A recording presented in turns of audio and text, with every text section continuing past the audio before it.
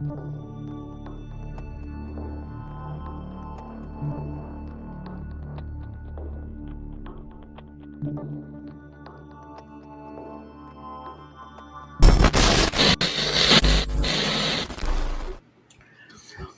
going on, everybody? Do not adjust your channel. Good evening. It is, in fact, a little more brown in the Mount Chan channel. What's up, you all? This is the average Shad with the imposter Mountain Shad taking over for today's stream. And welcome. So today we're going to be talking about one of the most mind-blowing topics out there. Are we living in a simulation? From Elon Musk to Nick Bostrom, some of the brightest minds have been talking about the possibility that we are in fact living in a computer simulation. Whoa! Exactly. What does that mean? Making yourself simulation.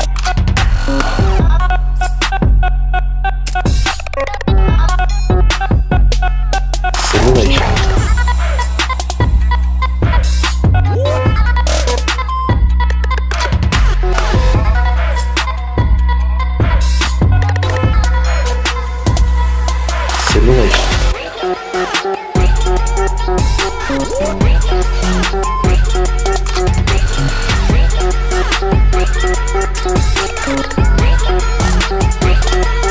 Simulation.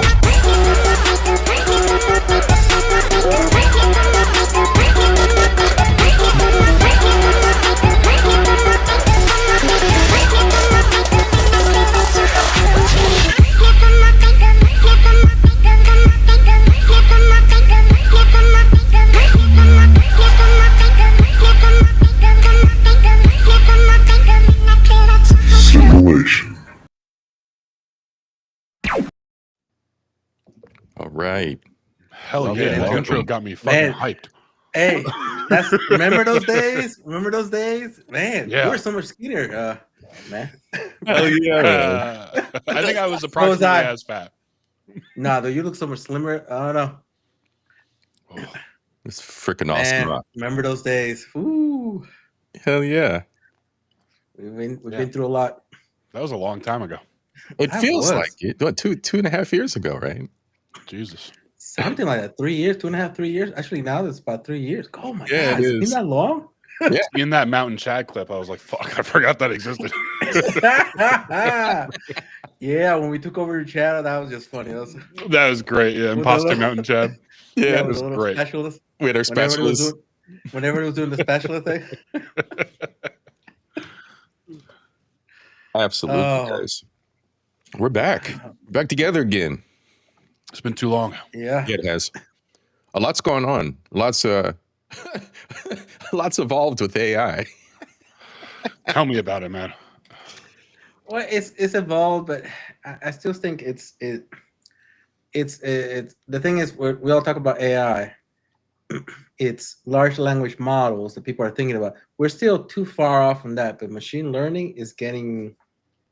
That's the part nobody talks about, and it's getting a little crazy. And it makes you wonder if we even need it. You know, everyone talks about AGI. I don't think we need it. I think LLMs are already so advanced that, especially if you can get a trained LLM for one specific goal, right? It's going to be world-class knowledgeable in whatever that specific goal is.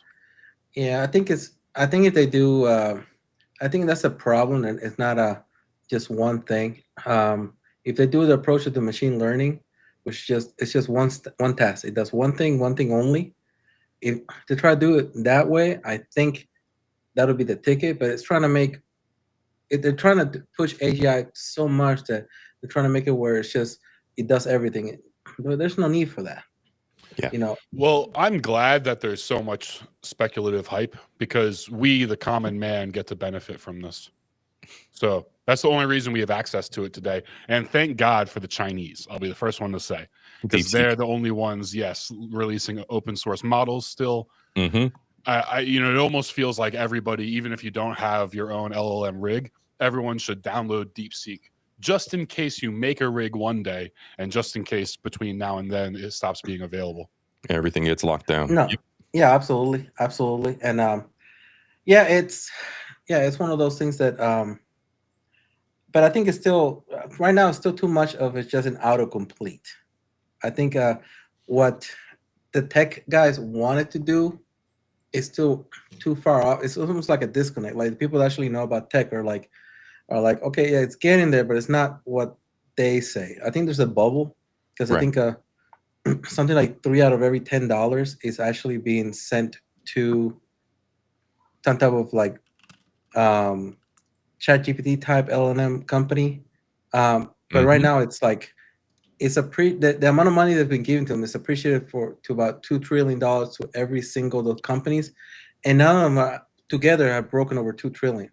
So there's when it comes to money, well, it's kind of like the same bubble as you would do with the housing market. I think it's Mhm. going to become a disaster where obviously they're just going to keep all the money.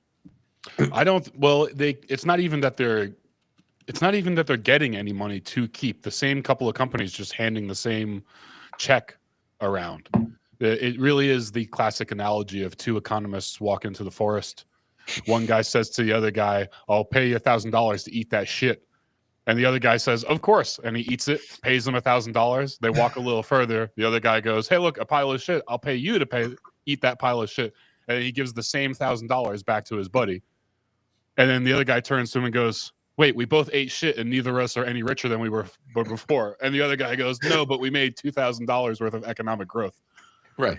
Yeah, but the money that has been invested through like 401ks and stuff that's a different story. Like they were doing with like real estate, but that's what I'm saying. There is a bubble, Mhm. another tech bubble, Mhm. because there are like we know how much money Nvidia is getting, right?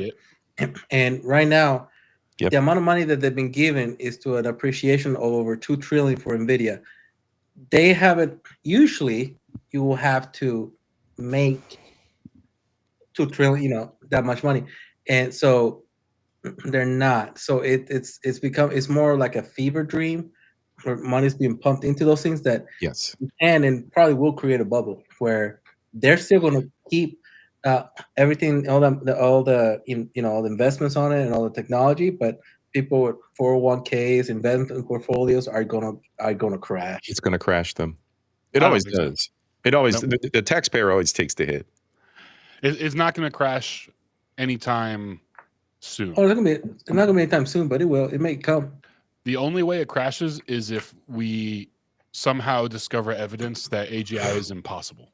And additionally, that if the average person ceases to be interested in LLMs and wanting to use them, but that's never going to happen. We already live in a world where tens, if not hundreds of millions of people are relying on LLMs every single day. We live in a world where these companies are willing, and the VC funds, the hedge funds, and the banks, they're willing to lose any amount of money because not having access to this technology, not getting a slice of the pie, no company can afford not to have a slice of this, Yeah. which means it does not matter. That's what I talked about in one of my recent videos. Yep. They were willing to lose $9 billion a year on Uber. You think they're not willing to piss away $100 billion on artificial intelligence, which will There it is. completely change what it means to be a human being? There it is. Every Yep. company involved is writing blank checks, and they don't give a shit if the money is just put into a pile and burned. It means nothing to them because getting any piece of what's coming is worth it. Yeah. It's just a matter of how long. It won't crash unless we find out that what's coming is nothing. It's nothing. Yeah. Yeah. So what do you think about the fact that like Sam Altman and others of his ilk are all at the same time, they've got this duality going on where they're saying, well, AI is dangerous. It's going to be dangerous. It's going to be dangerous. But at the same time, they're pumping money in. Well, it's like a gun is dangerous. Is Mhm. it useful? Is it useful? Yes. A Mhm. car is dangerous. A car is far more dangerous than a gun. That's just statistically proven. A vehicle that you're driving every day is far more dangerous than owning a firearm. Yeah. So that's why it's like, yeah, but it's still very useful. And again, they can't afford to not be involved. The risks are completely irrelevant. Nobody involved, including us, the end user, nobody gives a shit about the risk because the upside is just too great.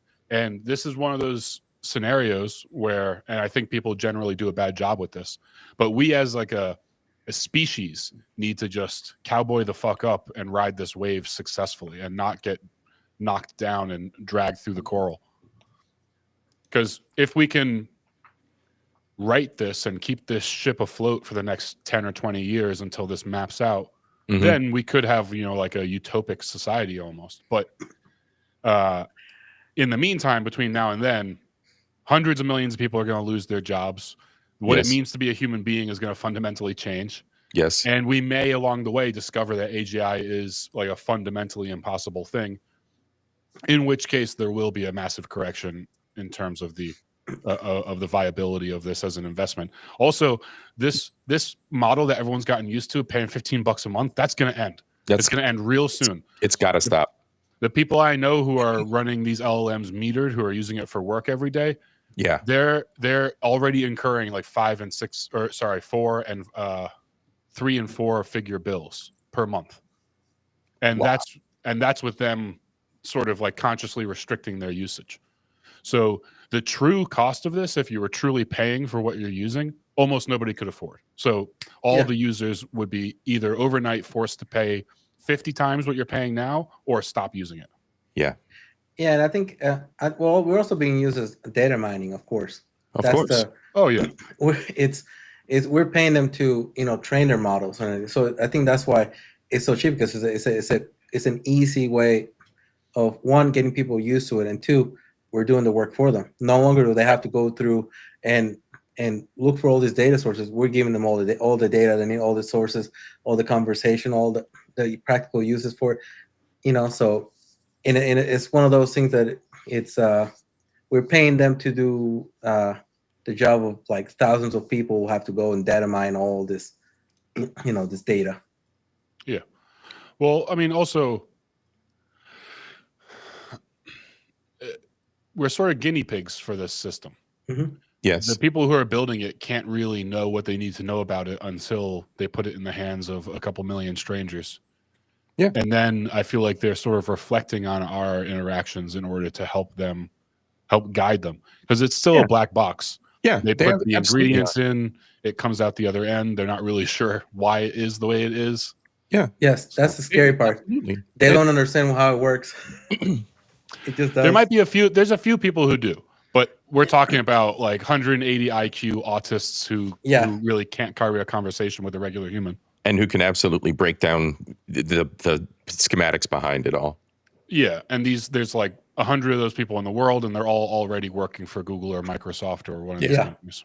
Yeah, they talk in binary to each other. So there. And they're making $800,000 a year base salary. Yeah. And they don't use any of that money. They live, you know.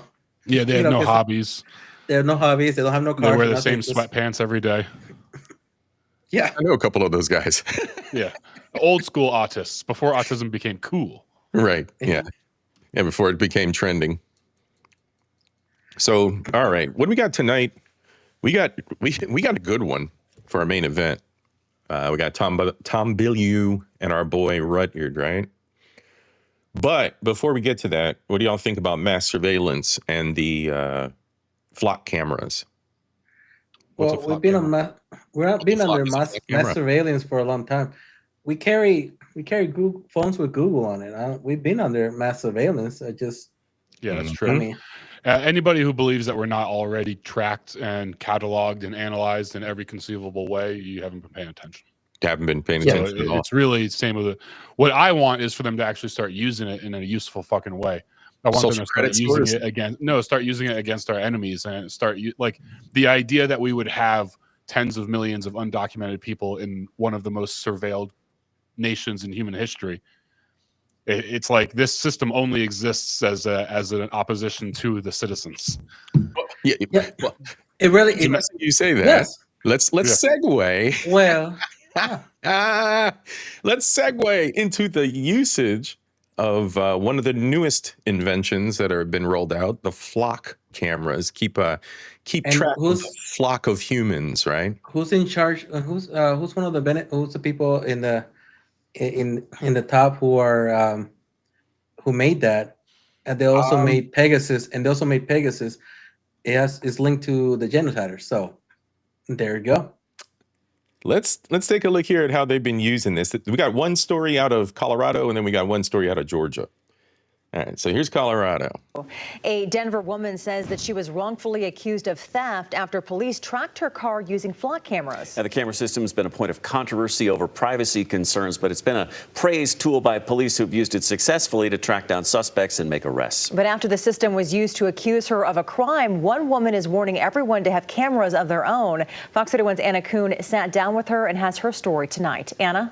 This is crazy. Hey guys, well, the Columbine Valley police chief has since voided the court summons against this woman, but she says she never should have been accused in the first place. She says her car was never at the address where that package was stolen.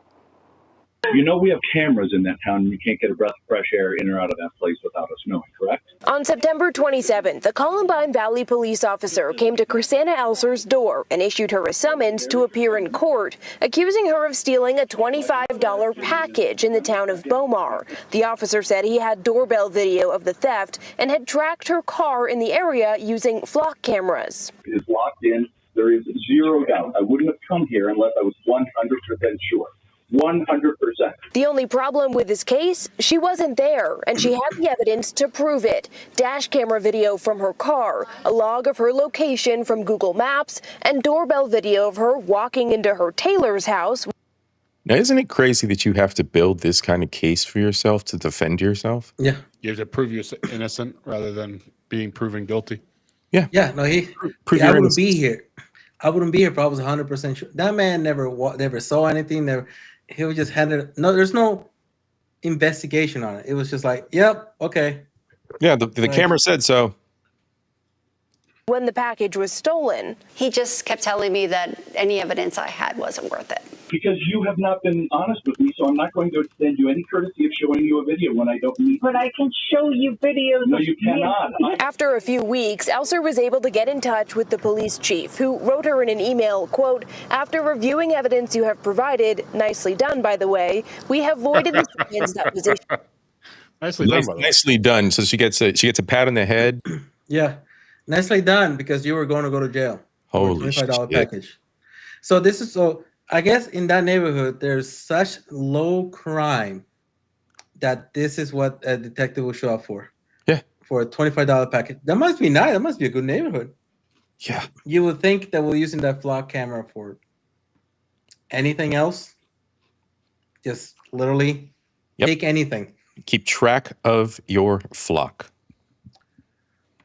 But Elser says she shouldn't have needed to prove her innocence and worries flock cameras can paint a picture police will rely too heavily on. They need to be used properly and be used with caution in a conversation versus we're now going to use this to accuse anybody and everybody. Boom. We did reach out to the police chief for comment, but didn't hear back. Of course not. Meantime, Elser is advising all of her neighbors to start collecting their own digital evidence. She says you never know when you might need it. Live in Littleton, Anna Kuhn, Fox 31. Interesting, Anna. So, Thank you. what was most interesting is, was there a license plate? That's Or what it just a- supposedly scans. Really? So I'm like, they just scanned the license plate or just claim just the car? Oh, we have a car. Like, apparently you're the only one with the make, model, and color of this vehicle in the entire United States of America.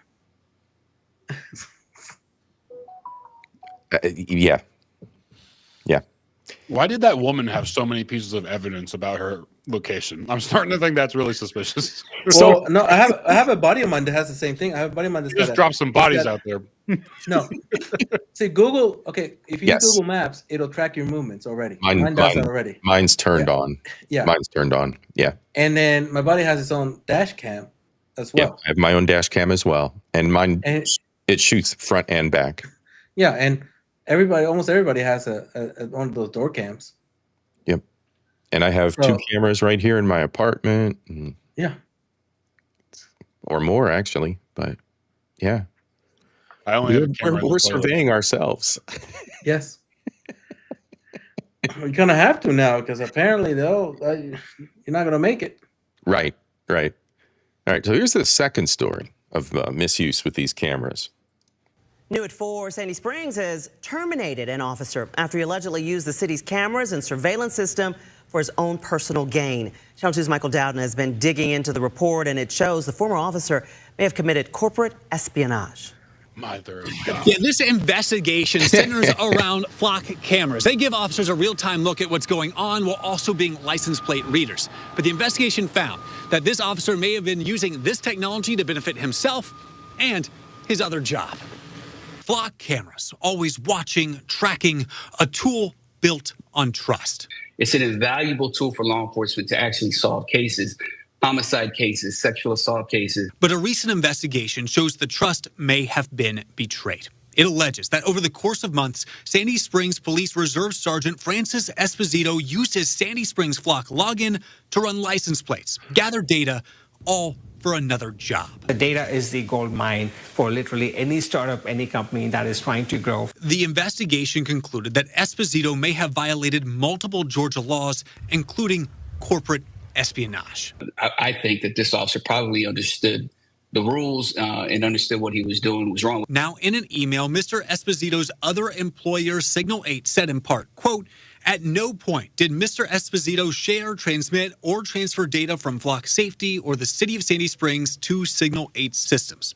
However, the whistleblower who started this investigation was a former Signal 8 executive who told investigators that the data from Flock was used for beta testing and validation of the product. It's clearly a violation of policy and perhaps state law. And the concern is that what else the technology could be used for and who is watching the watchers. Without the guardrails, the whole system is going to fall apart. Now, after this termination, Sandy Springs then sent this case to Post, which then will look at potential disciplinary action against Mr. Esposito. We're in Sandy Springs. Michael Dowden, Channel 2 Action News. That's what happens. Yep. That's what happens when, again, No guardrails, no kind of process surrounding it. They just installed the cameras and said, "Here, just start monitoring and catching people." When the government's involved, it is always slopping just trash for some reason. Yeah. And local governments are even worse. Less. If we lived in a country with any kind of spine and dignity, people would just go out there and cut those down. Like they do in the UK. They go out and cut down all the EULA cameras. Nobody has a spine. A spine? Come on. I have no objection to that behavior at all. Yeah. It's a bunch of shit. Let's be serious about one thing. The neighborhoods that those things are in are not the neighborhoods that should have them in. Come on. Well, you can't put shot spotters in neighborhoods because they're racist. Listen, we don't need cameras. They'll be tracking down. We need a massive expansion of the death penalty. There's that. All right. Give me one generation of just killing all violent criminals. Death penalty for all violent criminals. Yep. Anybody who commits random acts of violence or violence for the purpose of organized crime, death penalty automatically. Yep. We'd put like 1 million people to death, and then 99% of the gangsters in the country would be dead. You'll start you'll start seeing a behavioral shift. Yeah, exactly. Yeah. To say the least. Yeah, I agree. Definitely should be on all 50 states. There you go. Then we don't need cameras. and the problem, I think, it's the stigma because it was being used. Obviously, at one point, was used the wrong way. It was being used to put wrong people in the death penalty. We all understand. Right. But I think we're far from it. But I think that it's because of that old stigma from. That's why better that 1,000 innocent men die than one guilty man walks free.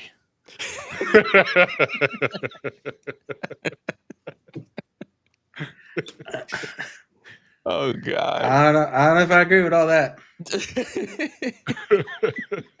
I wouldn't think you agree if you were the one that somehow a camera said you did it. No. Thankfully, the camera actually explicitly says Brian's innocent, even when I'm not involved. Every time the camera tries to find you, it's just pixels. Yeah, exactly. Yeah. All right, you guys. We have a habit of We have a habit of looking into the future and having good ideas of what's coming. So here's one for us. With this surveillance state, what's the likelihood that what we're about to watch here is only going to be used for military usage? That's my question. It's never only going to be. Military is just that's just a testing ground. Yeah, exactly. So here's Anduril Industries. They're a defense contractor. They're the leading edge of defense contractor stuff and intelligence for the battlefield. So here in Columbus, Ohio. Ground to cover ever since Anduril announced it was coming to Central Ohio at the start of this year. Well, that growth is exponential, and 10 TV's Angela Ann sat down with one of Anduril's top leaders and learned how this global company plans to embed itself into Central Ohio as our region booms. I can't believe this traditional media still exists. What's that? I can't believe this traditional media still exists. Yeah, absolutely. There's still a bunch of fucking assholes sitting at a desk. Well, let me tell you about the new story. With $1 billion animations budget. One Tango West container in the open. Weather's coming in heavy. What's the plan?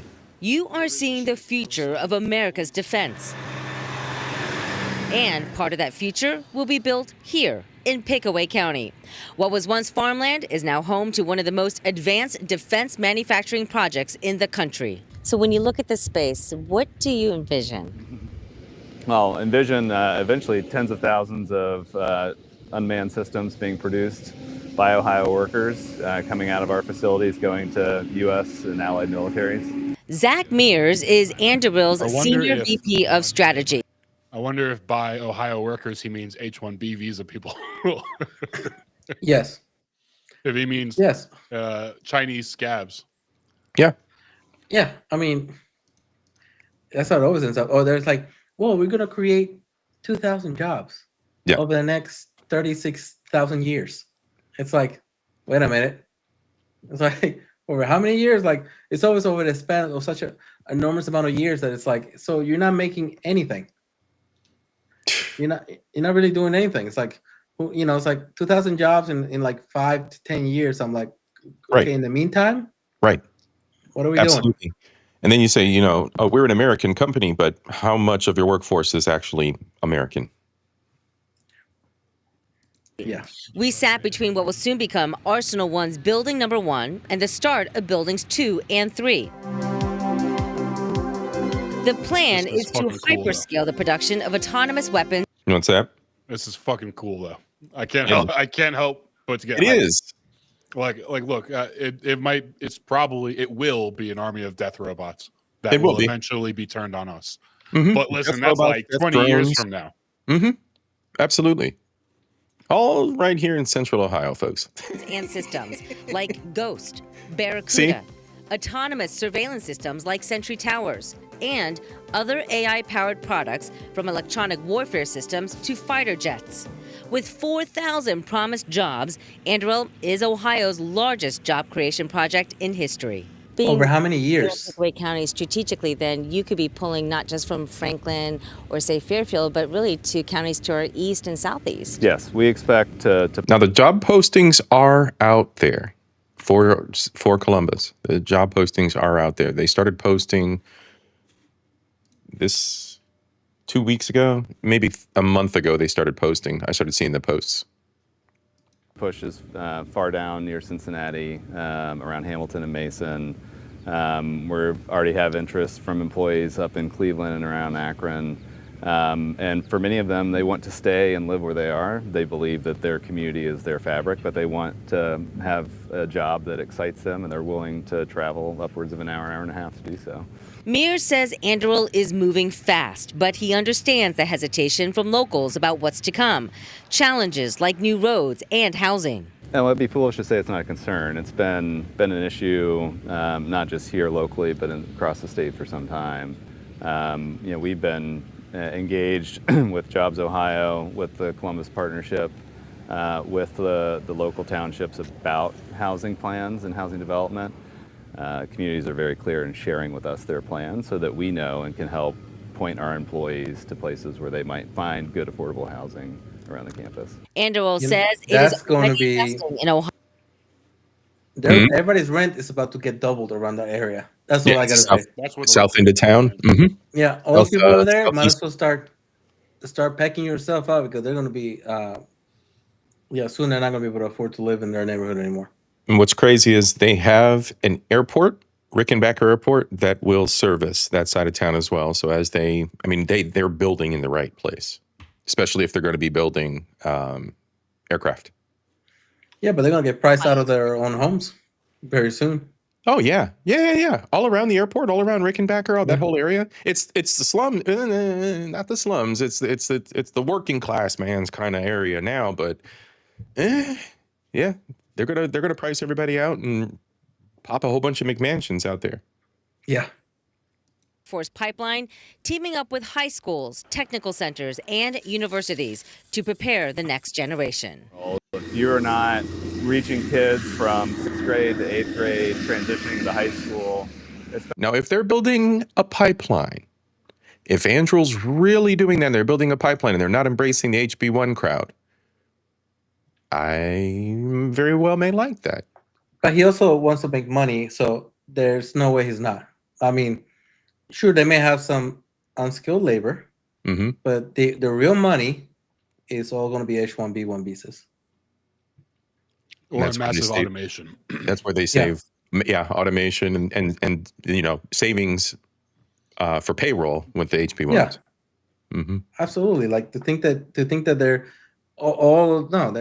gonna it's gonna be visas and we're gonna have a lot of unskilled labor work that's gonna be slowly getting automated out as well. So that's always the plan. That's always the way to do it. Yep.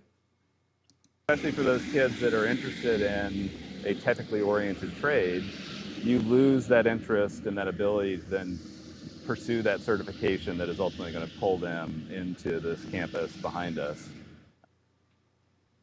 Until the automation kicks in. What is it? There was a conversation between some billionaire CEO of something on it, because talking about it's very dystopian on it, but it's how the big companies, they need to crash the economy to a point where it's like 40% unemployment rate on there, because to bring employees back to their heel, because they believe that they're getting already being paid too much, or they're asking too much. Seems to be another part where they're like, we need to back to the good old days when they're making $9.50 an hour and they have to work 12 hours 7 days a week. It's like another economic reset. And he talks about a new recalibration. And he was talking about he was going to say the new economic order. Like he paused himself and had to change it to new. Well, it's kind of like, and it said order, but even himself, it's almost like he caught himself saying, "Oh, I can't say that word that way." Right. You're talking about that guy with the huge forehead. Yes. Yeah. Watched that video the other day as well. Yeah. What do you think about that? I think American companies should be forced to only hire Americans. I think we should deport 50 million people. And then assholes like that can get what they want. They can, we can see what the free market dictates when that guy has 50 million fewer laborers to work from. And if his business goes under, it goes under. Fuck him. Yeah. Yeah, but we see that, even with Trump, he said everything he said on it. He increased H-1B visas. He actually changed H-2B1 visas to, as well, to help the farmers on there. But it's the same. Yeah, he hasn't been doing deportations enough. We need to be doing 50,000 people a day, 10 million a year. That's what we need to be doing. And what he needs to do is he needs to call in hundreds of thousands of National Guard, and he needs to clean out every single major city. And they need to be breaching doors. They need to be slaughtering career criminals.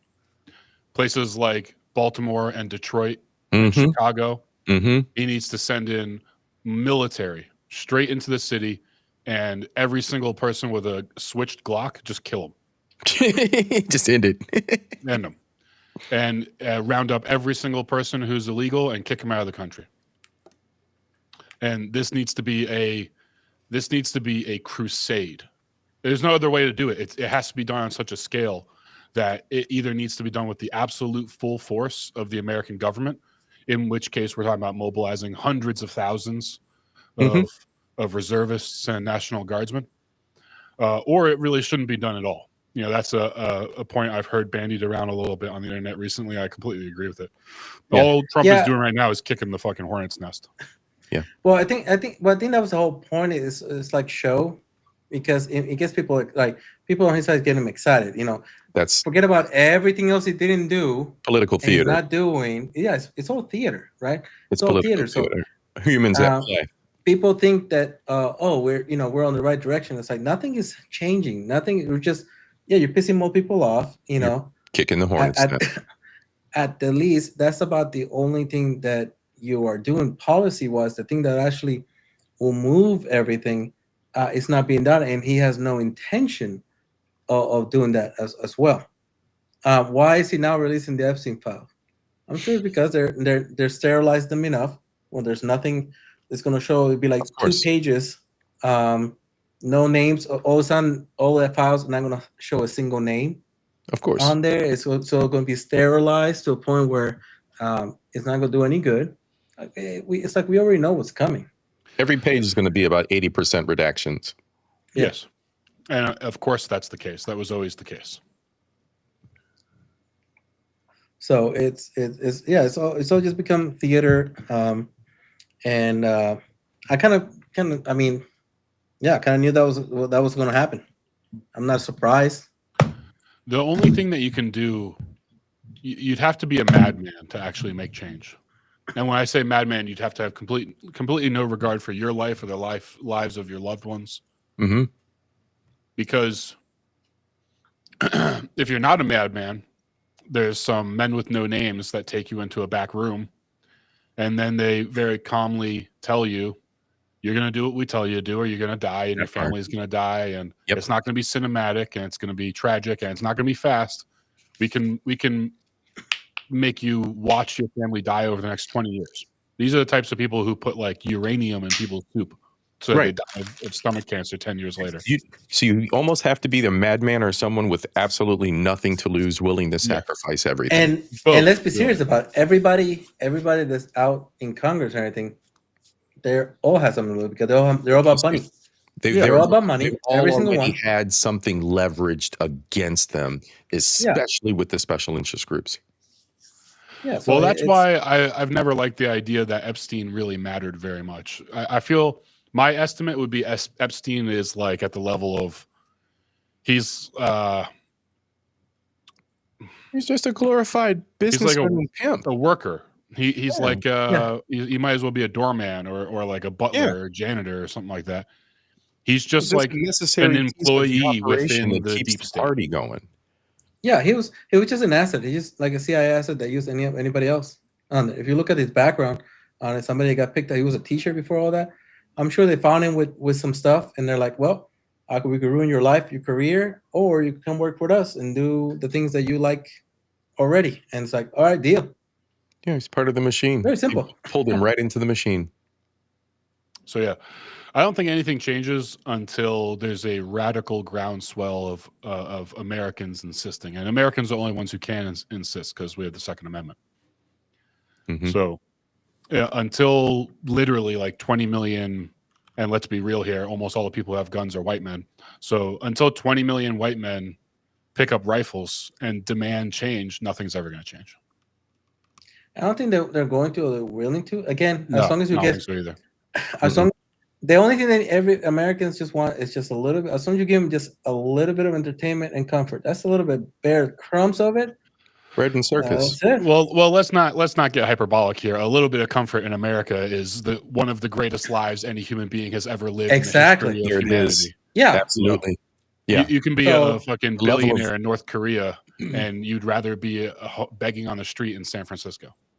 Yeah, that's what I'm saying. But I'm also stating it in the United States level. Like I'm not talking about we're on here. So it's very easy to have people be complacent. doesn't take a whole lot. No, bread and Everything's circus so is easy for everywhere. us. Yeah, everything's so easy to us. Everything's so present to us that won't happen because everybody's like, well, I don't want to go do that. I don't want to do that. You know. Mm-hmm. Well, especially people who end up with families. There's a lot of principled men that knock a woman up and then suddenly they're not principled anymore. Absolutely. Yeah. Which is a tragedy because the men who came before us were happy to march off to war despite having a wife and kids at home. Mm-hmm. But,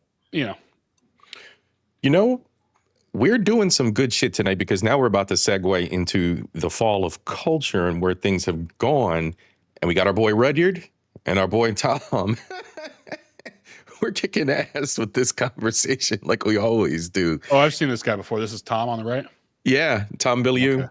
Okay. I've used some of his material before. Shout out, Tom. You're a friend of the show. Also, to everybody that's out there on all the channels that are viewing and watching the show, this is us, the three guys. We're back again. Please hit the like and subscribe if you're new. Share it out. All the things. You know what it is on social media, you guys. I don't know why, but I always had the impression Rudyard was skinny. I always thought he was a skinny guy. He sounded like a skinny guy. So let's get into it. We'll pause along the way. We got plenty to talk about. They've got plenty to talk about. We got plenty of input. Let's go. Though that I think is really powerful, which is there's no kind of a historic cold society open that has looked like us that didn't have a revolution. And I want to get a sense of what is it that we look like. The best example I've gotten recently since we last spoke is that Nietzsche had a term called the Age of the Last Man. And he was writing in the 1880s. And he said that no one would truly understand his work until the year 2000. Really? And yeah. Whoa. And so the Age of the Last Men is in the 21st century. And it's a society where he said the West would be dying because it would push envy and crabs in the bucket and lack of ambition and conformity to a point where there wouldn't. Doesn't that sound familiar?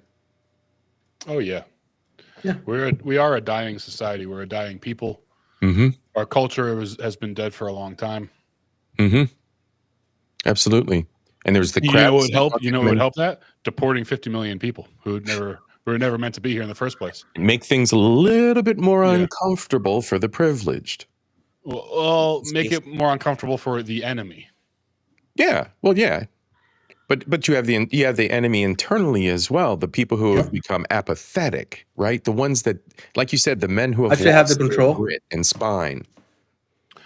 Yeah, well, that's the average. The average person has lost all willingness to act as if this is real.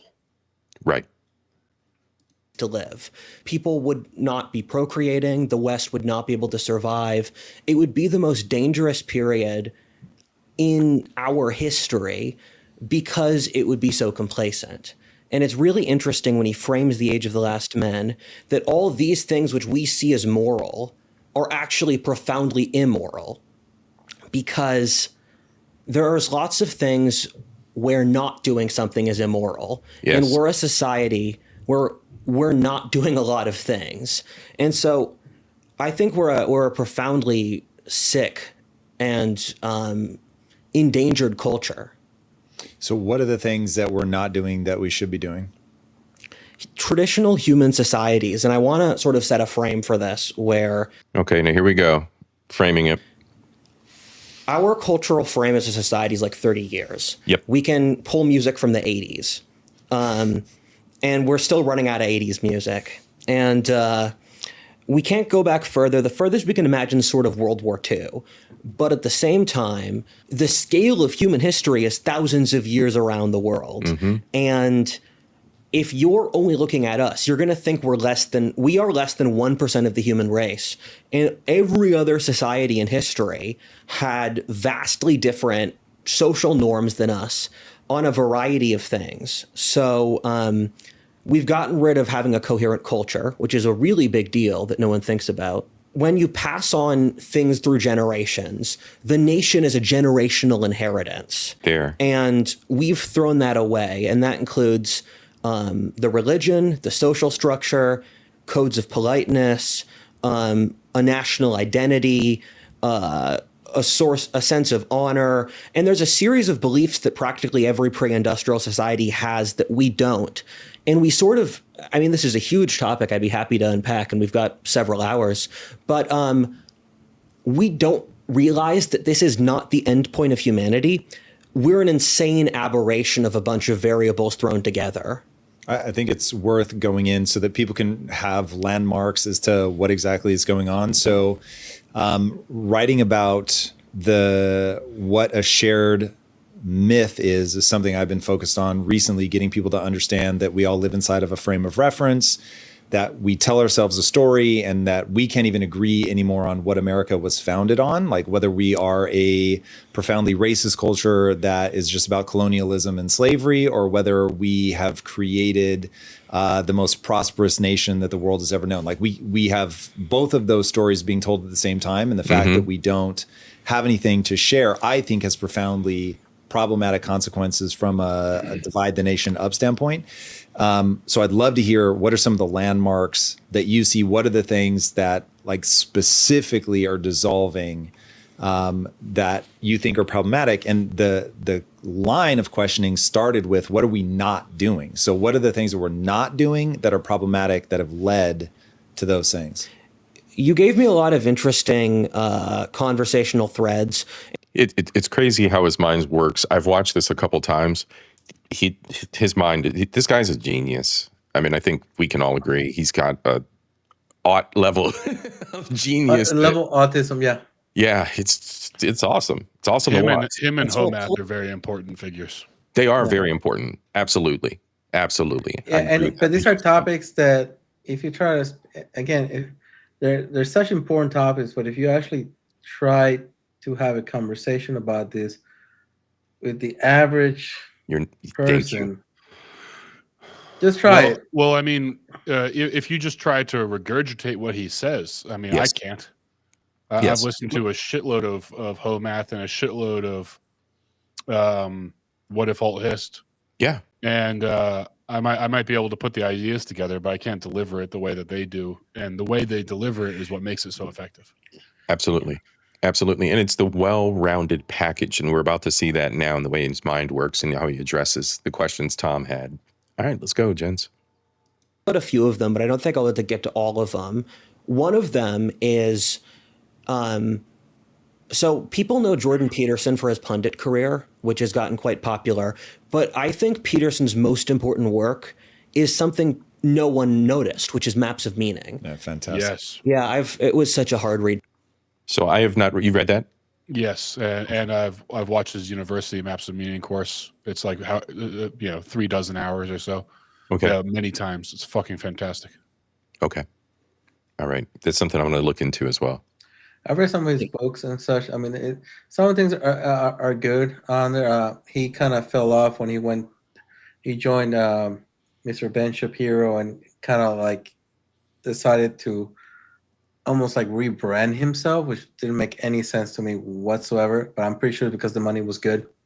Yeah, he should have always. stick to he should just stick to his lane. 2 years, but I finally completed it.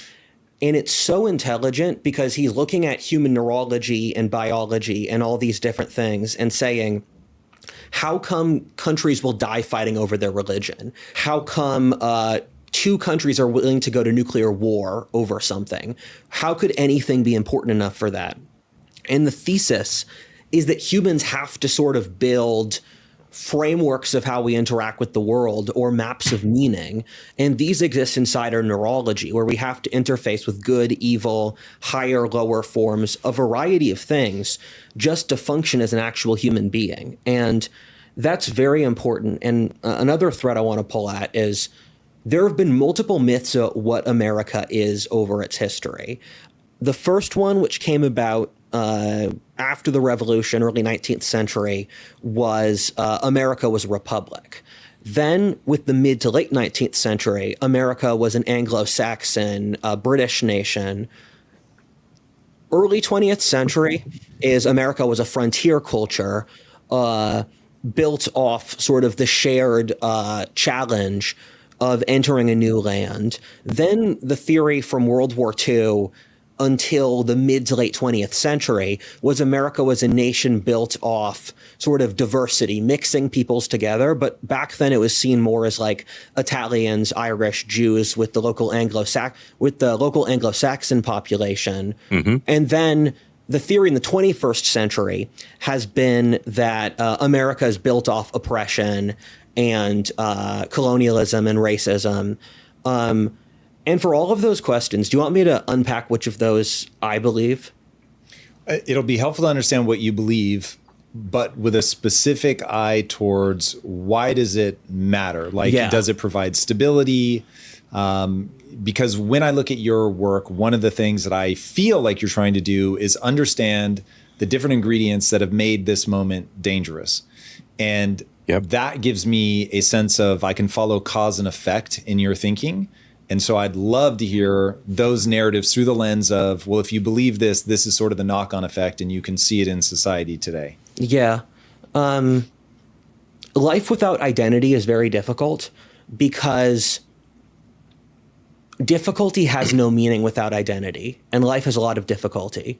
So if you have no framework for who you are and what you stand for, you're kind of just going to float around and the world's going to feel empty. And I think that's a huge issue that the entire society has today. And every single attempt to build identity has been destroyed. And this is going to sound like it's a conservative talking point, but if this was a murder, we have the gun. The guy who did it claimed he committed the murder. You see the body.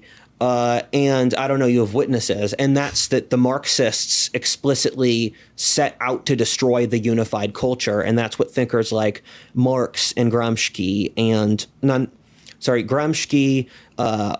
Marcuse, Yuri Bezmenov, all these Marxist thinkers had a legitimate process of social disorientation, which they planned out each step. And we've seen all the steps happen in reality. But the only reason that worked, because in a normal society, you just brush that off, is that with the rate of change with the Industrial Revolution, and we talked about Mouse Utopia last time, there wasn't that unified cultural anchoring. Okay, so we've got explicit attempt on the part of the Marxists to go in to leverage essentially the rapid rate of change to know that people are going to just try to make sense of that world. And while they're doing that, we're going to slip in all these confusing, conflicting notions. So it's going to be hard for them. Now I'm using my language, but it's going to be hard for them to even leverage a heuristic of just mapping to somebody else's thinking to say, oh, at least if I just follow them. Now you're following somebody who's very eloquent. There's people, if you read some of the writings of before the, I don't know, don't want to get the channel in trouble or anything on it, but the group of people before they are now the genociders, the things they wrote, because, you know, Marxism comes from the certain group of people that we know as the genociders. They created that, and their writings are, one of them was specifically about their need to the destruction of the white man, which is very very telling on it. The destruction of the white man so that they can conquer and create this greater project that they want to do.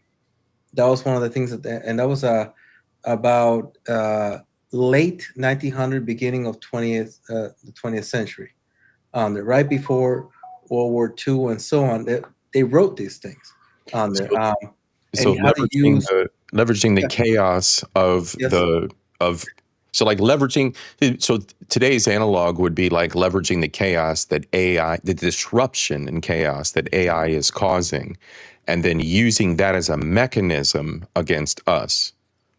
Well, even before then, like their plan also was to use actual, like, quote unquote, what we see as societal norms and so on, and using that, like using culture. Using culture. So, and not just, and using the diversity and kind of the infusion of to create that problem to destabilize. So it was a form of destabilization on the local populace on this. So I was reading some of them, and it was actually kind of, I mean, it was was fascinating how their minds work, and one of the things was the need for a catalyst, and that happens to be World War II and so on. Because that group also worked with the with the bad people at that time, call it. Yes. And yeah, so yeah, it's fascinating those to actually go out and actually read some of the things that went behind the scenes, so to speak. Awesome. Human psychology. Very erudite. And yet they intentionally have woven in these beliefs that are contradictory. And so now you there it is. Are parroting something back, but you don't necessarily understand it. That speaks to a point I made in the video I just recently wrote and I'm about to record today. And so the issue we have is that modern thinkers are pulling people from the last 200 years.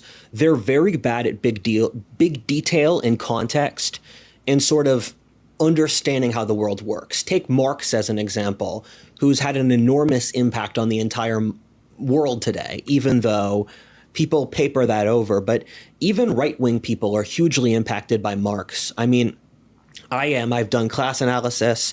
I have my own sort of dialectic of history. Marx built the idea of sort of splitting history and society into different principles and jostling them together. But Marxism is built off all these assumptions like if everyone is the same, which is not true, if history has a direction, which is not true, if the state can socially engineer people, which is not true, if there has to be a rebellion of the proletariat, which doesn't actually have a government system, which will result in utopia, where you've added together 10 logical assumptions. And if you do that in coding, your code's going to crash. Yeah. And so that's what happened with society. So last 200 years, we're really bad at understanding how things interconnect, where we can understand things that we can prove with science very easily, sort of material shifts, like how the weather occurs or genetics or whatever. But we're very bad at using sort of wisdom to figure out what it actually means.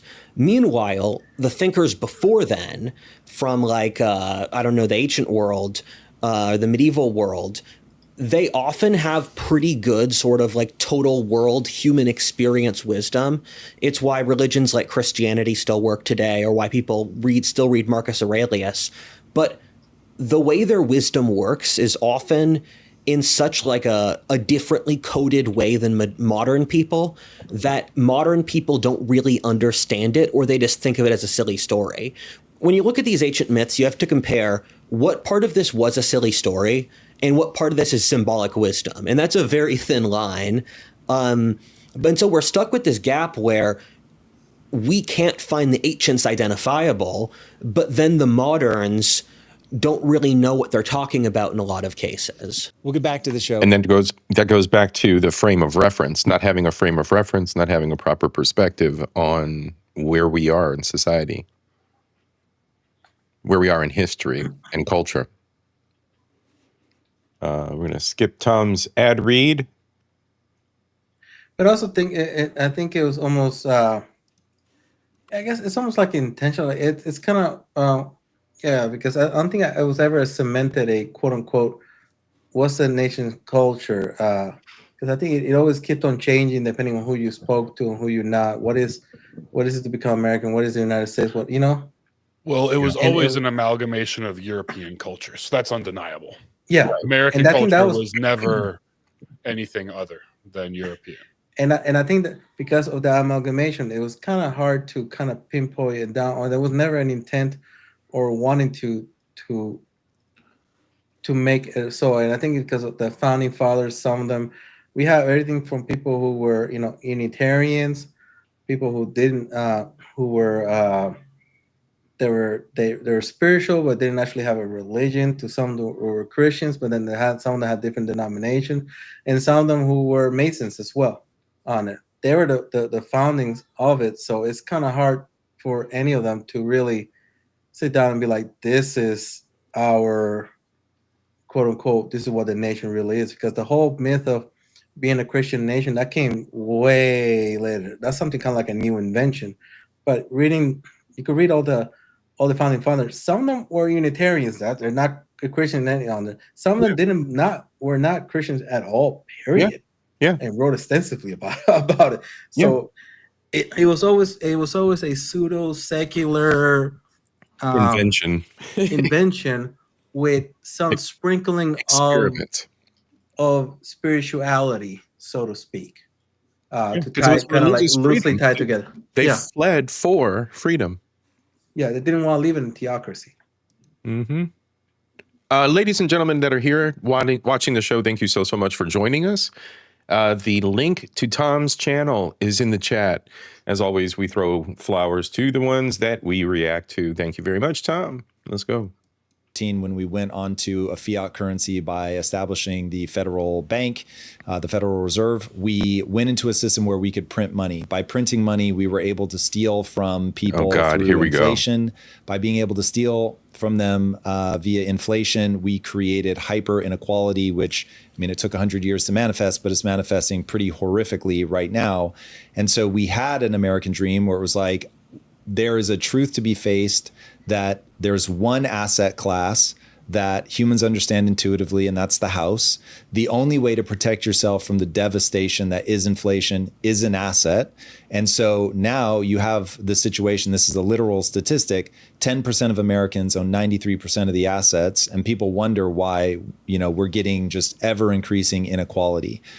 Put that together with the fact that we have an evolutionary algorithm placed in our minds that makes us absolutely go ballistic when we see something as unfair. And so the Gini coefficient, which says basically if somebody looks around and sees somebody else has more than they have, they're going to go bananas if it gets too big. And so the Federal Reserve made it possible for wealth inequality to just spiral completely out of control. Once houses became unaffordable, then you get this hollowing out of the middle class. And so now the wealth inequality is going like French Revolution levels. Because of all those things, I think we actually are headed towards a French Revolution, but it's economic in nature. Everything else that's manifesting is simply because the economics broke. And if you fix the economics, there's enough prosperity that people sort of fall back into comfortable patterns and they can overlook all the schizophrenia that something like a Marxist philosophy might bring. And so that encapsulates my core thesis as to what is going wrong and therefore what we would have to do to fix it.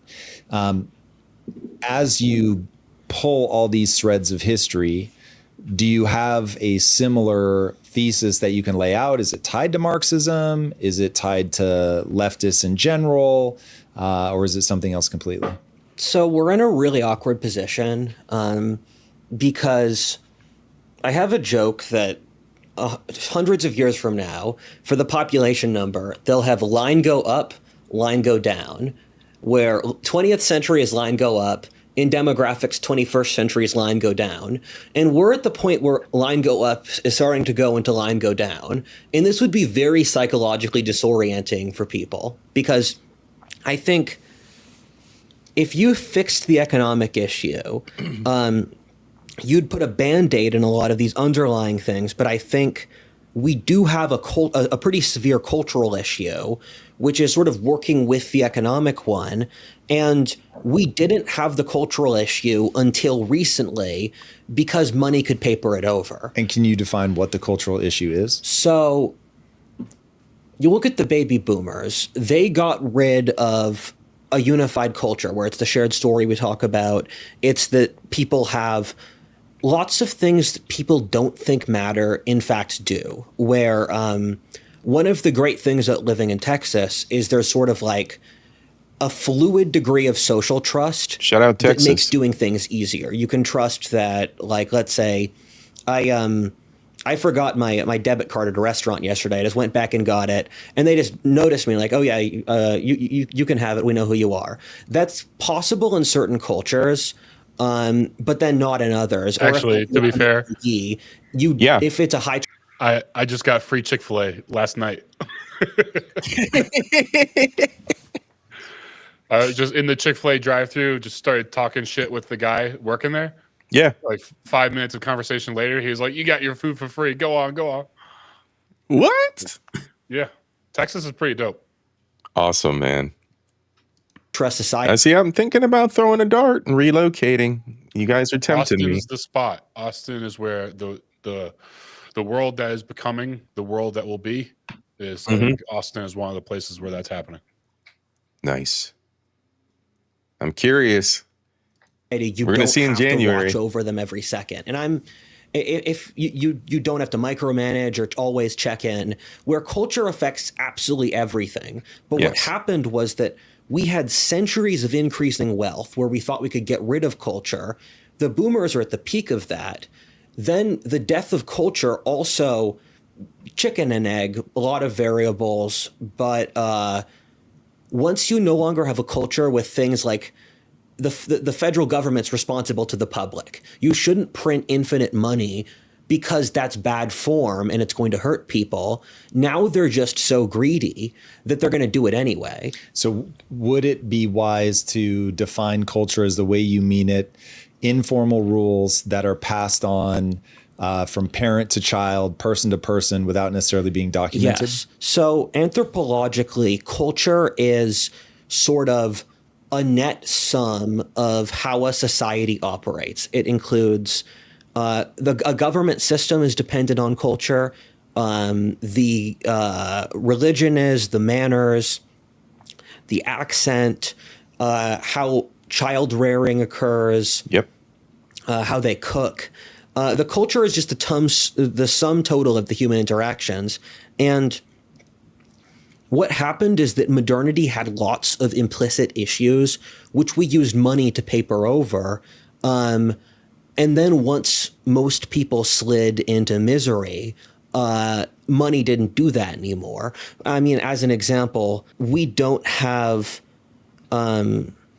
we have lots of very sort of sloppy social rules in our culture. Equality is one. Equality is just not an accurate depiction of reality. And you can believe in it as long as your society is wealthy enough that you don't deal with these conflicts. But then once you get to a place where one person gets to make their bills and the other person doesn't, all the pleasant notions sort of become very costly. For example, globalization worked in a world where the pie was growing for everyone. But in a world where that isn't true, you then realize other countries aren't on your side. Does that make sense? 100%. Okay, so we are no longer transmitting via culture ideas that keep our society strong and stable. Right. When that happens at the same time that the economic pie begins to shrink, suddenly you see all of the issues. But your hypothesis is that the issues that we need to address, the more foundational issues, are ones of culture. No. I think both are foundational. Economic is first because people are really struggling economically, and you need to fix that in order to just have a functioning society. Because so many people are just barely paying bills and living really miserable lives that if you don't fix that variable is going to tear everything else down. You know, that's just a little weird about people living miserable lives. It's almost like, you guys know that I make almost nothing, right? I'm always struggling, on there. But it's almost like a mindset too. Like I guess it's maybe, I don't know if it's them watching or looking at so many people that they feel that are doing so much better, because if I put myself like on a list, and you guys didn't know anything about me, I just put my data on it, you probably look at it going, this guy is a complete failure. He's probably the most miserable human in the world on it. He's kind of useless. Yes. But I'm not miserable though. Yeah. Like, I'm not, but I have my culture, which being Puerto Rican, because I have my family, I have my faith, and those other factors, I guess they don't matter as much. It's that duality. It's that duality of modernity that he spoke on, right? And the loss of culture. So when people don't have those kinds of things to ground themselves to and normalize the struggle, quote unquote, right? Where you're struggling, where you may fail, right? And you don't have something to center yourself back on or reflect back on, or those people around you that surround you, kick you in your back when you need it, or boost you up when you, right? These people don't have it, right? So it's relative to their experience. Yeah, so money won't be able to fix any of that. Like I met many people who made $250 to millions of dollars, right? I met them, millionaires on there. And they're some of the most miserable humans I've ever met in my entire life. So with our current culture, there's an extreme level of privilege, right? Like Brian said at the beginning, the Korean guy who makes a bunch of money still wants to live here in California. So there's that privilege. And I think that distorts things, Alex. I think it distorts things for these people. I think it is when he talks about people being miserable, I think he's talking about people who want, or at least they have access to, the more fulfilling parts of life, but they can't enjoy them because they're working 14 hours a day, 6 days a week. They're working 2 or 3 jobs. They can't spend any time with their kids. They can't give their kids nice things. They can't buy them a bike for their birthday. They can't make sure that they go to a good school. They can't buy them a car once they become old enough to drive. They probably can't even pay for their own car. The ones that are truly on that fringe. Yeah, because that fringe is a large minority of the entire country. Yeah. And the people who are doing just a little bit better than them, they have the exact same problems, but one step up. Yes. And then it's like healthcare and stuff like that. Yes. Yeah. Awesome. Fix that variable is going to tear everything else down. Okay. So this moment brought to you by economics, problem number 1, and then culture begins to be problem number 2. Now, if we start getting specific about culture, you were talking in the beginning about Marx, that Marx has had a huge influence on the right and the left, whether they want to acknowledge it or not.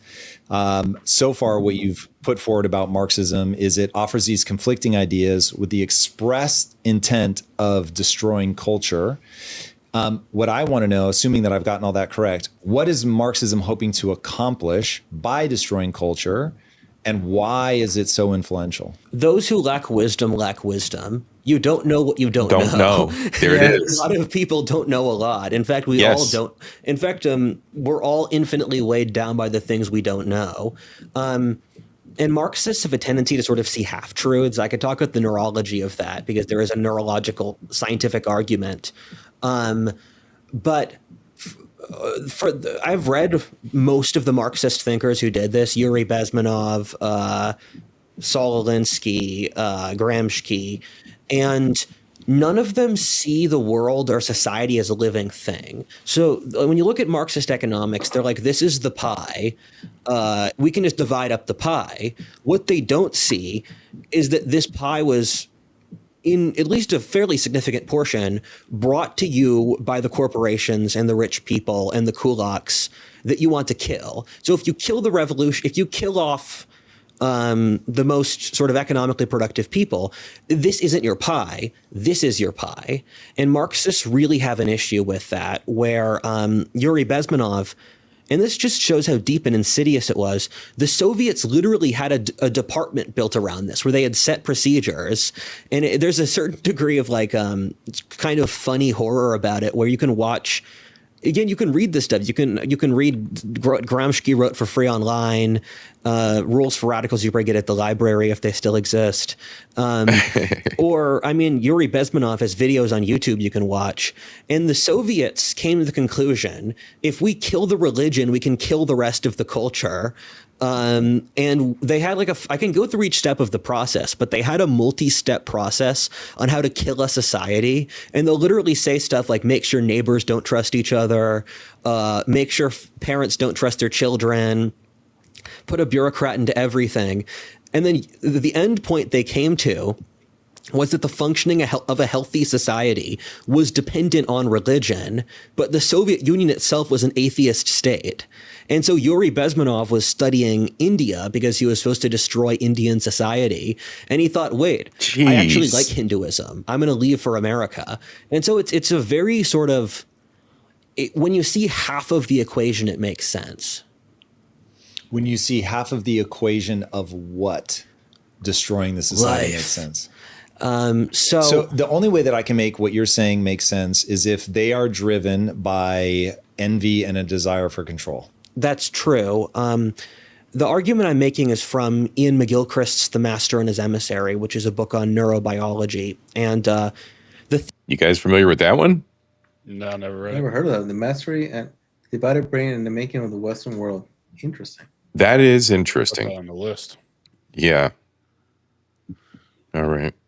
That's a good one. Thesis he has is there's two halves of the brain, the left and the right. And the parallel that I love so much from the book, or the example, is the left hemisphere can only draw half of an image. If there's a human, it can only draw half of it. And it can only see the world through money and power and measurable things. Oh, wow. And the right hemisphere can see the world through context, flowing over time, immeasurable variables, all these different things. And modern ideologies really wire people to the left hemisphere. Marxism is probably the most left hemisphere worldview, where from their desire for just power and destruction, then it totally makes sense, because they're not thinking of all the stuff it took to build that world. They just want to take from it. That honestly, you know what? That book very well may be a really, really good read. Where's it at? There it is. Somewhere around here. There it is. That might actually be a really, really good read to kind of understand in dialogue with others where their thought processes are coming from as well. And it's very, it does speak to what, when we talk about especially now in society, I would say even most people who are on the right and on the left, their focus is on economics in one way or another. Yeah, and not looking at the bigger picture of things. No, at all. Because even now, what's it? Now everything's run by economics. Everything, everything that has to do with even immigration economics. And not, very few. I think there's a few people who are now talking about society norms and all that on there, but it still comes down to economics. I think that's what runs the mindset of people here in the West. It's just, that's what defines whether or not you're successful, or you're going to be happy or not. It's just right. Left brain thinking. Yeah. Biology. And fast forward here. Or experience a fundamental piece of what's actually happening, and therefore are always, even if they have good intentions, they're always going to misplay the world because they are blinded to some of it, or they hear things that aren't there. Right. Jordan Peterson has this four-sided sort of matrix of, you deal with a difficult situation. You can either fall to hedonism, nihilism, totalitarianism, or rise to heroism. And the people closest to Marxists in history are religious fanatics. You could make a pretty good argument that Marxism is a descendant of sort of like radical Christian sects in the medieval or early modern or ancient world, where they, like in Munster in Germany, radical Protestants seized control of a city, went crazy, started practicing communism, forced sexual communism. They had multiple leaders who would murder each other, claiming to be prophets. And so there is this tradition here, and the Marxists fit into that, and they're very diluted. I mean, that's just kind of obvious if you take off the ideological goggles. And modernity creates lots of mental illnesses, though. I read this book from the World War I era, where he was going through all of these different things. It's interesting to see an author even a century ago state it, because like when I was growing up, lots of moms were scared to let their kids play outside, or they'd walk their kids several blocks to school until the end of high school. And that's not something that we would process as mental illness in our society. But you look at that and you think, you have an anxiety issue. Yeah. A lot of good. my ex is the same way. A lot of people are like that as well. Especially women. Growing up being surrounded by women, all of them with deranged anxiety. I mean, anxiety that's so bad that it poisons the people around them and gives them anxiety. Absolutely. Anxiety that's so frantic, it's like this person has an electrical energy. Yes. I think a large percentage of our generation grew up with women like that. Yes, And absolutely. My ex, it's so destructive. It is very destructive. My ex is very much like that. I still get texts from her, like my kids are going to be taken Panic, away. panic. Like, hey, they just ICE just took this Native American on it, and I'm like, my kids are going to be okay. Like they don't want to play outside. Like I take him and buddy, he's got a farm. They got goats and stuff on there. I just let him run. Yeah. Go play with goats. Yeah. And they're like, what are you doing? What are that? I'm like, nothing is going to fucking happen. Yeah. And goats are not going to eat them. I play with them. I play with the baby goat. You know, I think it's this is a big reason why the men of the past, our ancestors, discredited women and disenfranchised them, generally speaking, because there was an acknowledgement that people who are predisposed to such extreme anxiety are not going to make and coherent behaviors and logical decisions. Absolutely. Absolutely. Okay, I'll be back in a minute. I'm going to grab a coffee. I'm still listening. Yep, go right ahead. And the folks out there, hydrate, everybody. Thank you so much for being with us this evening. The heavy hitters are back, y'all. We back. All right, let's go. Reasonable. Most are. as a feral Gen Xer, I guess we definitely see the world very differently. Okay, I want to keep putting these pieces together. So we have my goal is to understand what's wrong with society, because I, for one, find it incredibly meaningful in my life to try to help people right the ship. So we've got culture transmits these incredibly useful ideas. Culture has ceased to transmit these incredibly useful ideas, partly because there is modernity is helping people form certain types of mental illness. The one that you focused on so far is, and I obviously first called it the mental illness, don't mean to put words into your mouth, but Marxism, where what's happening is they're only seeing half the picture because they are so left brain dominant, using McGilchrist's breakdown of that. And so they are obsessed with envy, power, money. And so their worldview naturally springs forward from that. They exacerbated the death of culture itself by intentionally, and documenting it, shockingly enough, intentionally going in and creating an ideology that is confusing, leveraged the rate of change happening at the Industrial Revolution to take advantage of the fact that people would be more or less distracted and having a hard time categorizing things as a way. Or like I said, the AI revolution, right? We got a major distraction right now. We got AI slop everywhere. Everybody use ChatGPT. Way to slip that in. And so now you accelerate the death of these traditional things that were being passed on, that were in some ways holding society together by transmitting these ideas. Now, this is now me totally leaping forward with the... Now we're distracting everybody while we're implementing major public monitoring. We're putting the rug out from underneath them, right in front of their faces. It's because it's almost like it's done for a reason. I think everything happens for a reason, and I think it's perfectly done. Yeah, it's all about control.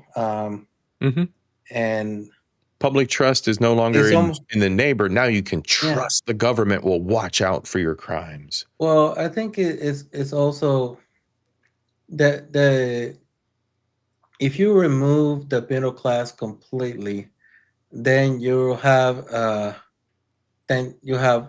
set group of people who literally own, control everything, and the rest are just out there to just do one thing only, and it's just to serve them.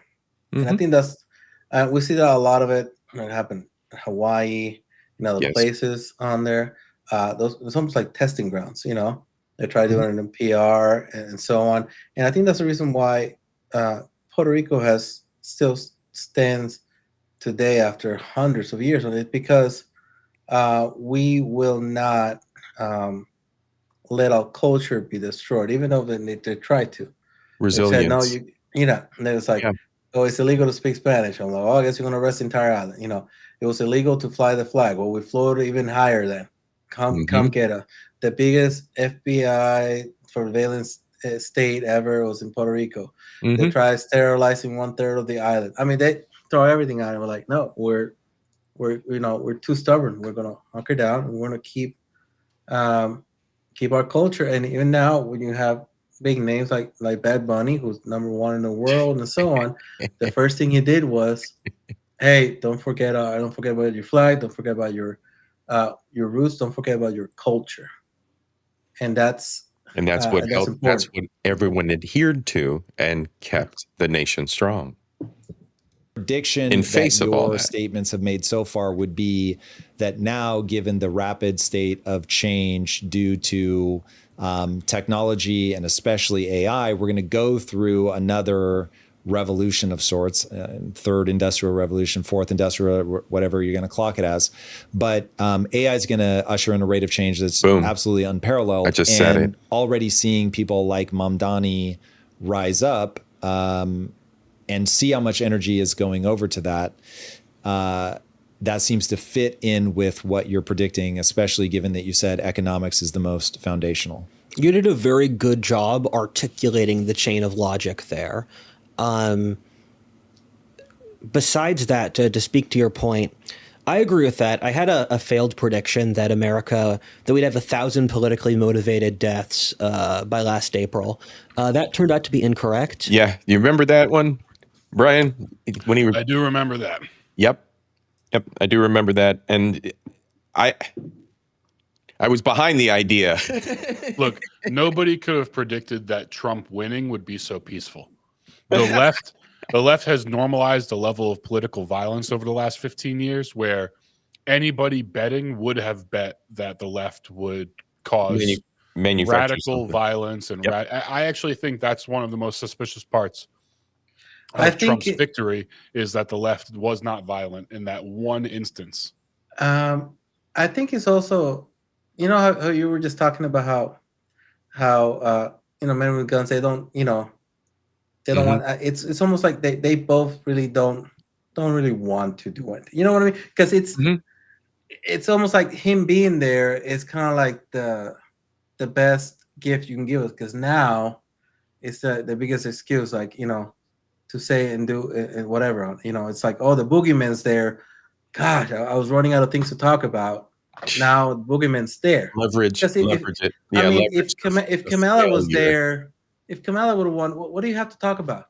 Right. I mean, seriously, what do you have to complain? Like, it'd be like, well, Kamala's, well, like, you know what I mean? Like, you need, it's like you get your boogeyman, so now it's like, oh, now I could, now you can leverage boogeyman for your re-engineer purposes, some more of this nonsense. It gives them something to re-engineer on there. So I think that's the reason why as well. It's because it's almost like they need Trump. They need Trump as bad as anybody else. Well, and then I think that I think they're cowards, and they realize that this is the one instance where they were going to be met with overwhelming force.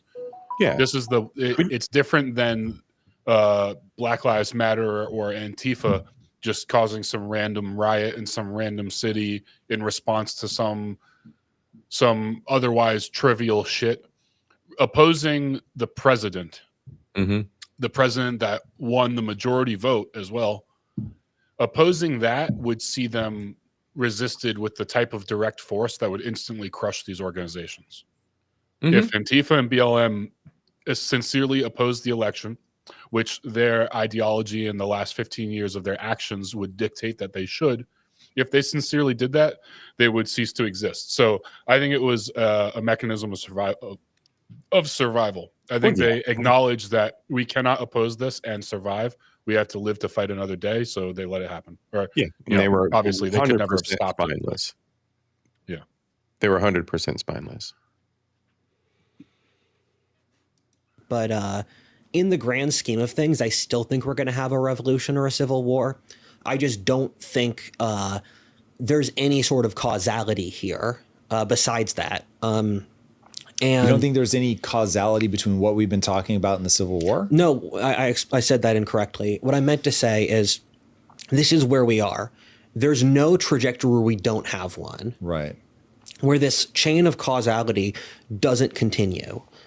And that's deeply concerning, but I don't want to lie to you. It's interesting as well to see it just manifest on both the right and the left, and to see it also around the entire world where I think our foreign news is really bad now. I don't think Americans know what go on in the rest of the world. No, but foreign if you look news at Germany sucks. or France or Britain. Foreign news is, I mean, it's all, they're all owned by the same fucking media organization. They're even more biased than American news. Every single European news outlet might as well be CNN. It's trash. It's because they're all it's word like it's like how do you know what's the real international news on? You have to find some no name underground YouTuber in that area who's be like, actually here's a video of what's you know, that's where if you're lucky. That's where new media is taking us, is finding those direct sources. Or South Africa or Brazil or South Korea or China or Malaysia. I have hobbies where I like watch documentaries from different countries or look at travel guides to different countries. Yeah. And all the issues we have in America are occurring in all of those countries. It's really remarkable to see how unstable so many global governments are. Do you see connective tissue? Of course. It's, I mean, we spoke about this last time on the podcast. There's various historic cycles that predict that the world goes through these sort of cyclical patterns where the mid 17th century, nearly every country on earth was having a civil war and an external war, often with plague thrown in. Same thing as the mid 14th century. So these things happen, or like the Roman Empire fell at the same. The Roman Empire's crisis of the 3rd century occurred at the same time as the fall of the Han Dynasty. So these global trends are sort of synced up. And I predicted that it would be a global crisis a few years ago because these trends it's the same causal variables in each region of the world. Okay, so I'll give you the breakdown that I think is happening right now. I'll tell you why I think that it's connected to the other places. Let me know if you see something I don't. To me, this is purely about the economy. And whenever a currency is debased, whether the Roman denarius and you're just chipping away at the silver, or whether the US dollar and you're money printing ad infinitum, what you end up doing is the average person cannot save. And I think it's an immoral decision that people make because the people that are doing it know the average person doesn't understand investing. They don't understand how to escape this. And it puts them into a mechanistic situation where they will get poorer over time. And so anytime that you put people in a position where they cannot save their way to success, they cannot pass their wealth on to their children, you break a unspoken promise that, hey, work hard, be disciplined, don't eat the marshmallow now, put it off till tomorrow, all the things that basically religions have been telling us forever. This is how you win in this survival crafting game that we call life. And it's like once you mess with the underlying economics and you can no longer go mine the ore, find the gold, whatever, and build your stable society, pass things on and feel like you have been justly rewarded for your efforts, you stop putting forward effort. And once you stop putting forward effort, then things begin to break back down. That and is there. I like it because there's also that growing trend where a lot of people when they go to work, and I've heard it. It's like and why it doesn't matter. It's like and a lot of the kids now, I get to call them kids now, when they're working, it's like I'll never. It's funny. It's like now people in their 20s are kids to me because they're like, shut up, uncle. Yeah, all of them call me unc. You know, it's like, but it's true. It's like I'll never afford a home. It's like, when will I ever afford it? Like in the island of Puerto Rico, the median house is $333,000. Yeah. Who and they make less money than anybody else in the States. that it's more electricity is more expensive there than it is in California. Yeah. Explained where anybody can work their way into a home. It's literally an impossibility for about 95% of the island. Now, And now at my age of as 50, far as I'm at the point where I'm not even considering owning a home. Yeah. Yeah, that's fucking grim. But do you know how you fix that in America, at least? Deport 50 million people. Tell me that's not going to have a positive effect on the housing market. Well, I don't know, because I guess it's all owned by, it's getting more and more owned by private capital. Private capital. Oh yeah, that needs to end.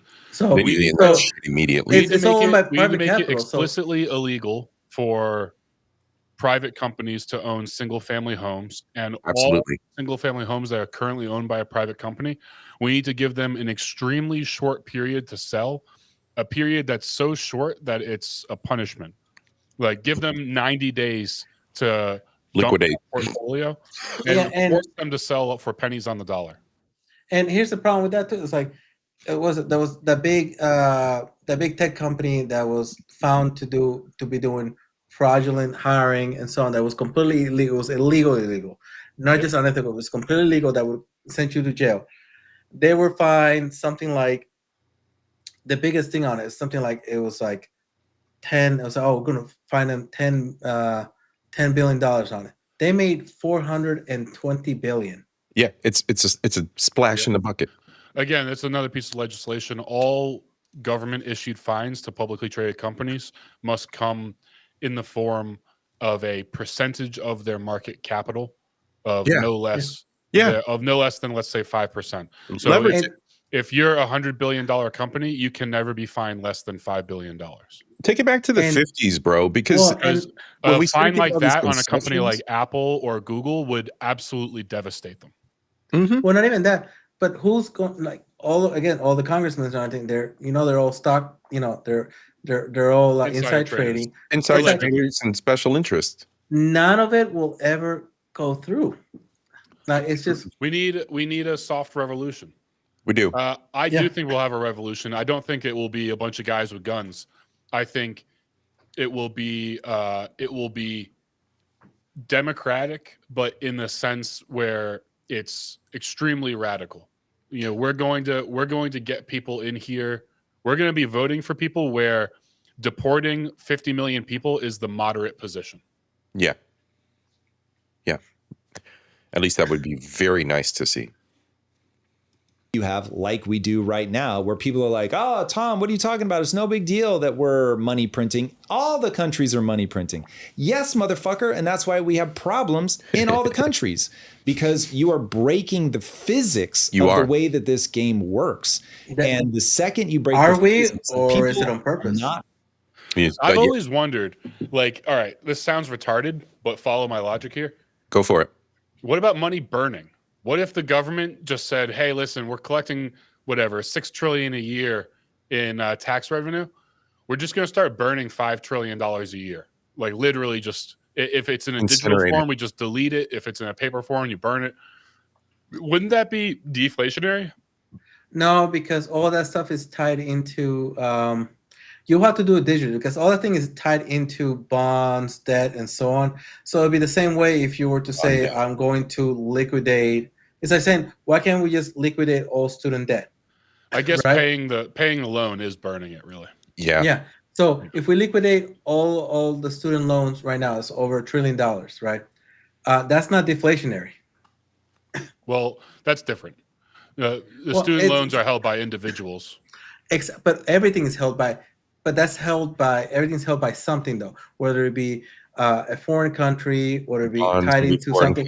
So it's not like we just yes, we print, but we're also lending it out and something holding onto at the same time. Yeah, no, it's definite. When we're comparing debt that the federal government holds to private debt, it's completely different. We print money from the Federal Reserve, which is not a federal institution. We call it the Federal Reserve, and it's not federal. And we borrow money, but all borrowing means is printing. It's not like somebody out there has an IOU. So I don't know. It's all sort of fugazi. It's all a show. It feels is. like. Well, it is. It's fake. It's all fake money. But I do hope that we have shell that game. revolution. I hope that Gen Z can do it. It seems like they're the generation to do it. Gen Z men seem radical, frankly, and in the best way. So I have a lot of optimism about Gen Z. Hopeful optimism, but there's still you can be radicalized all you want, but if you don't have the balls behind it, or in the case of what we see I in don't. society, I don't see it's going. testosterone. Like I said, I don't see them as being the one. I think They have nothing just to lose. You don't understand. Like competency matters, but only for a tiny group of men who are leading. For the other 99%, all they have to do is they have to have a path that they can see that's worse than the path we're on. Where they are at. So like they'll at a certain point, Gen Z will be faced with an option like, do I go the path of revolution, but whatever that means? Again, that doesn't have to be violent. Or do I keep living the life ahead of me? And the life ahead of me is 50 years of pointless drudgery. But isn't this success? But isn't that also the game between the left brain thinker and the right brain thinker? Because they're placated. They're placated into they're manipulated into thinking with the left brain. So they're not even going to look at the fact that this is the nation, this is the future they're fighting for. Oh yeah, we have to talk about. We're talking about the average person here. They are an NPC. Yeah. I am more and more convinced that there's a certain threshold of like RPMs, sheer horsepower that your brain has to have in order for you to be considered a person. And I'm not religious, otherwise I'd probably make an implication about people, whether they do or don't have souls as well. But I would say at least half of the people on the planet are just not participating in this thing called life. They're not. And when you talk to them, there's just this glazed look across their eyes. There is. And tomorrow doesn't exist, and yesterday doesn't exist to these people. You ever met somebody when you're having a discussion with them and you kind of break a reality, or you get like a breakthrough with them, and it frustrates them to the point of they don't want to talk about it anymore? Yeah, everybody. Every single person I've talked about. So none of those people, none of them can ever truly be revolutionary. None of them can ever be leaders. Never. All they can do is follow, but they can absolutely assess the level of misery that they're currently living in. And all revolution requires is a couple of leaders rather, and then millions of people who joining the revolution looks like a less miserable path than what they're currently doing. Yep. That's true. I mean, that is true. Yeah. We're seeing through time. We'll see. Being honest about the fact that we have algorithms that run in our brain and they are evolutionarily placed. And when you build the game, you have to build the game around the algorithms that are going to run in the human mind. And so we I don't give like this guy on the right. delusional. I don't like this guy on the right. I don't know why. I just don't like him. Yeah. Yeah. He's a grain of salt kind of guy. Periods largely on the back of success. And I would be very interested to see if most of these repeating cycles happen just on the back of big debt. And big debt is the answer to, hey, things are going great, print a little bit more money. Yeah, well, and then you just debt holders love inflation because it erodes the principal of their debt. Yes. So anytime we live in a high inflationary period, we're going to necessarily have radically more debt-based speculation, because if you're some giant corporation right now and you're taking out $100 billion loan, you love the idea of massive inflation. Absolutely. This loan is probably on a multi-decade timeline, or even like they do real estate loans that are 100 years.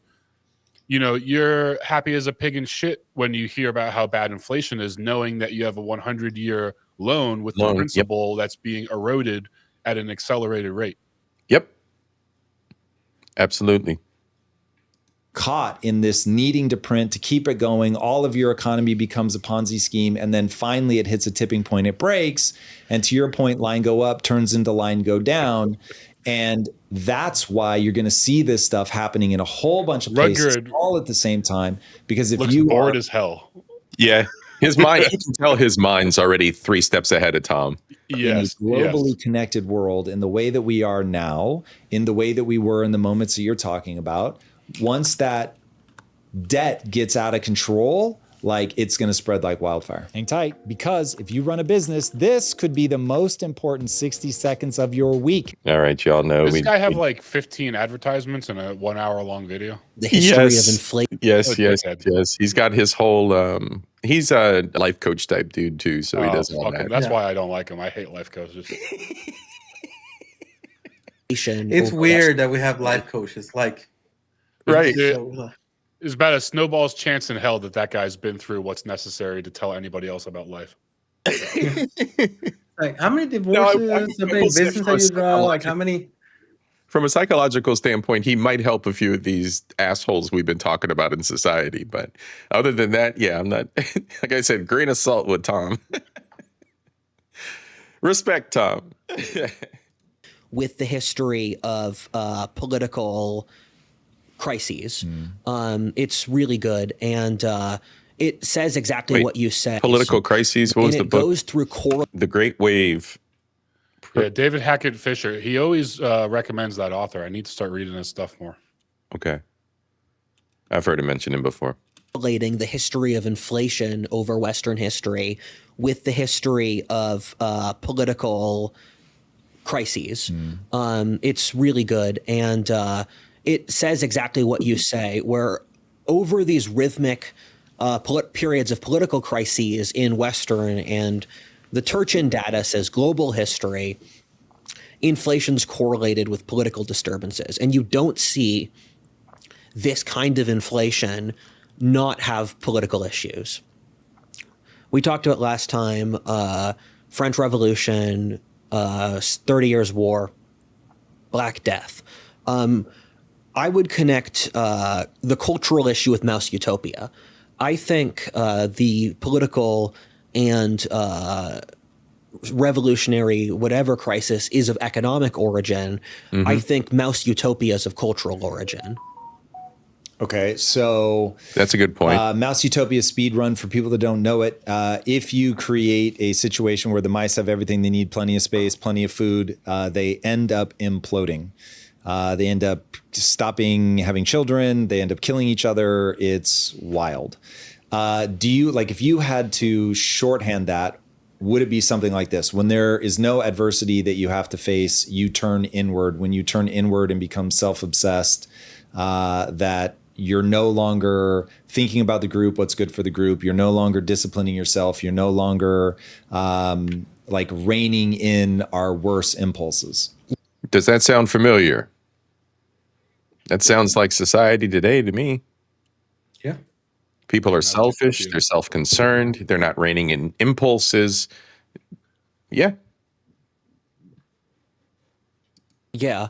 What you said earlier is true, that a lot of these previous cycles, because empires come and go, there have been lots of times the world has ended over history. It's just the world was the world they knew.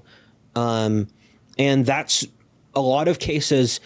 You can either be hurt by wealth or you can be hurt by poverty. Crises of wealth are, I mean, the ones we spoke of before, where, because inflation is an overabundance of wealth where it stops having value.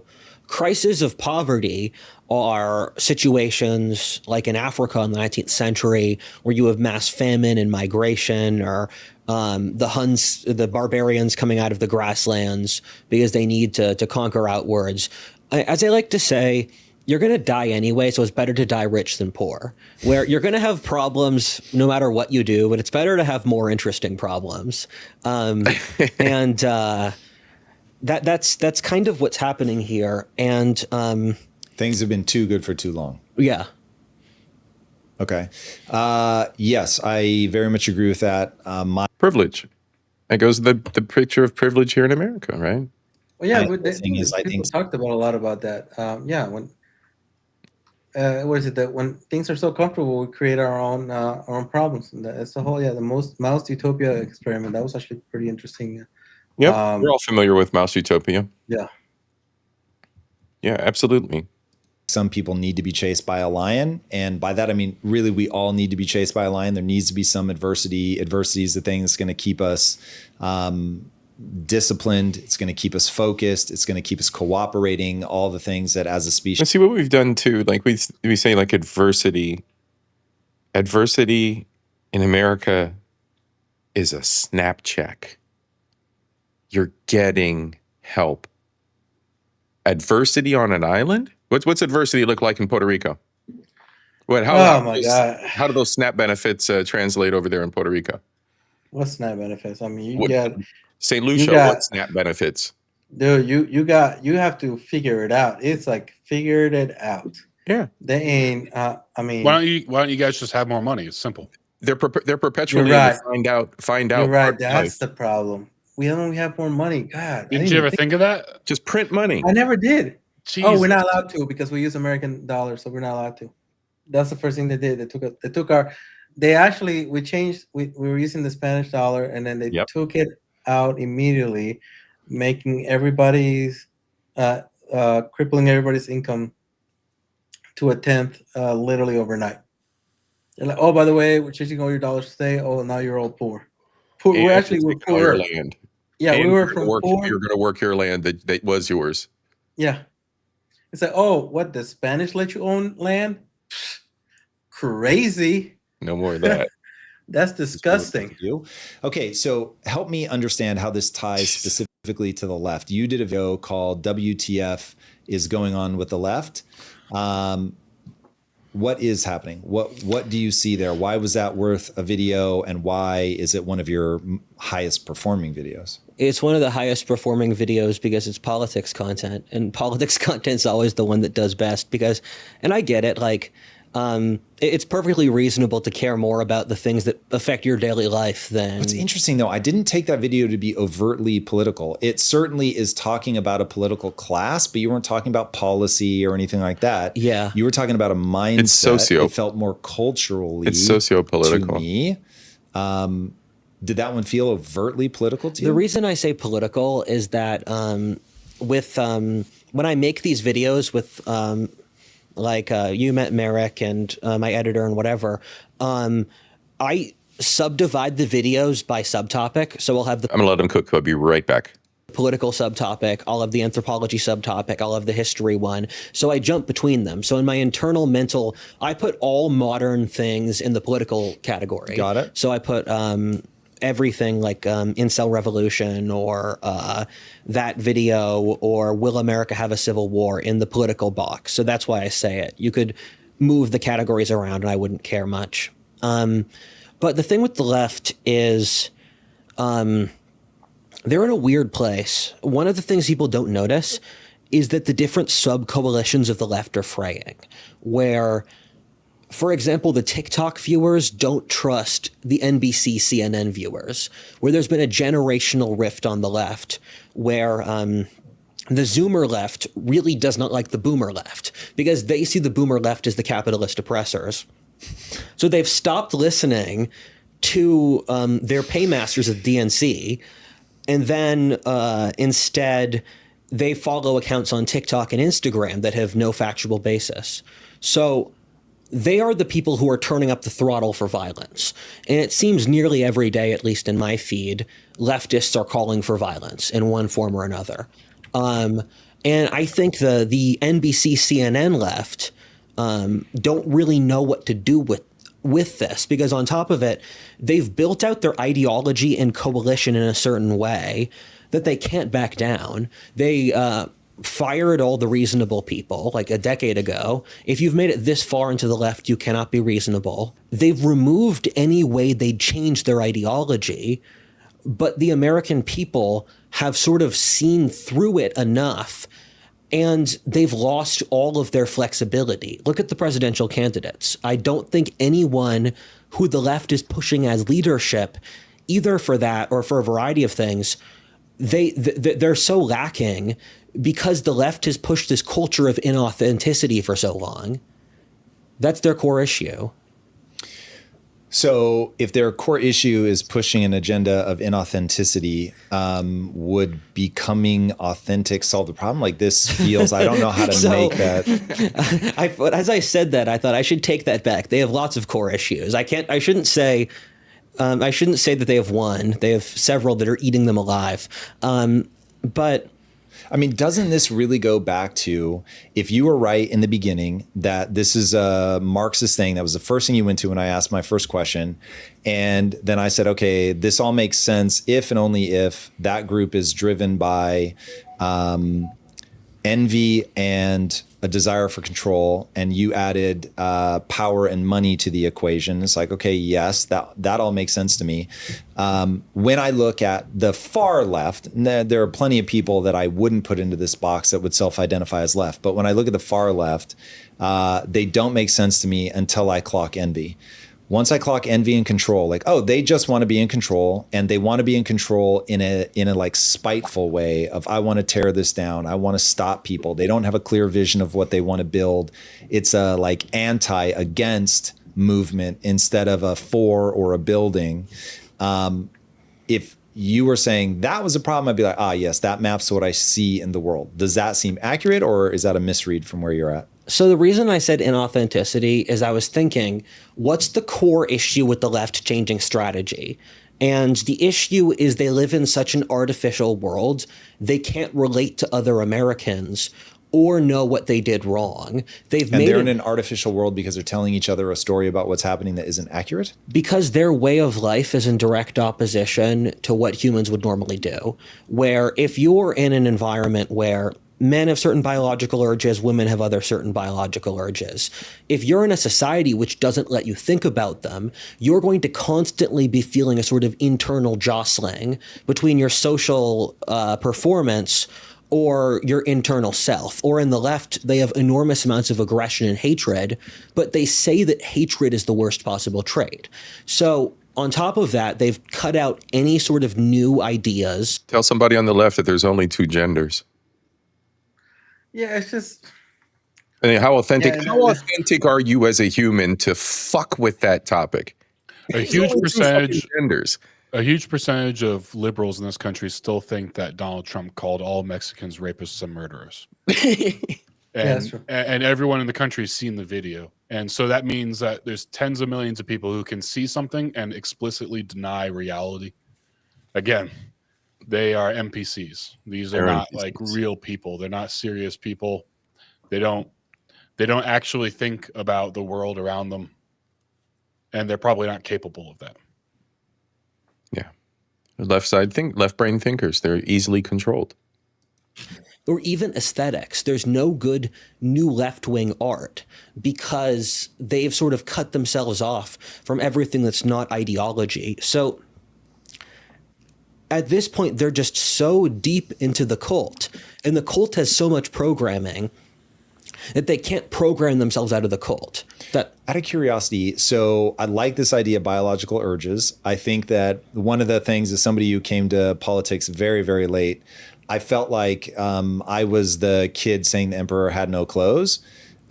Seeing people say that men and women are the same, I was like, you guys haven't been married. Like, there's no way you've been married and think men and women are the same. So on this, I take a very nonchalant approach of that, like, if you're building a worldview in a way that's detached from things that are self-evident, you've got a problem. So are the urges that you're referring to largely sexual in nature? Are they about aggression? Like, what would be the clear distinctions that a sane, grounded person would make that the left is failing at? Or in the pre-modern world, you had a concept called natural law, and America was built off the concept. It's like everything. I can't have conversations with the I can't even have really conversation with people. Period. Especially somebody who's either right or left. Like, it's just to a point now. It's just I just go, oh, sure, okay. Like, you can't actually conversate. No, especially if they feel like somehow you're talking against what they believe in, even though you're like, I'm in favor of everything you stand for. maybe adding you another point of view, but it doesn't register in their minds. Yeah. Yeah. Reaper said N-word. I didn't catch him say anything off color, but yeah, I agree. Absolutely. And there's a lot of people sniffing their own shit is what it is, Alex. And that's essentially what Rudyard was getting to. The cult is so thick. They're caught in an echo chamber. I also think it hurts. Have you ever noticed that, like, you can say something to a conservative that's really awful? Maybe it's not you, but you see somebody say something to a conservative that's awful, that you know that they're going to deeply, fundamentally disagree with, and they don't react with like pain. Whereas you can like reference a meme that's insulting to the left, and leftists will look at you like, how could you do this to me? Yes. And now I have interacted with some conservatives that are lower level thinkers, conservatives, and they're on the edge of radical. So they take offense easily. I've had those kinds of interactions, but the vast majority of individuals want to sit and talk, even if they get red-faced and pissed off. They want to sit and discuss it. Yeah. Of natural law, where it was sort of lost between the American and the French Revolution. The idea behind natural law, and it stems back originally to the Greeks, but it was codified in Christianity, is the structure of society and the legal code should be a representation of the real world.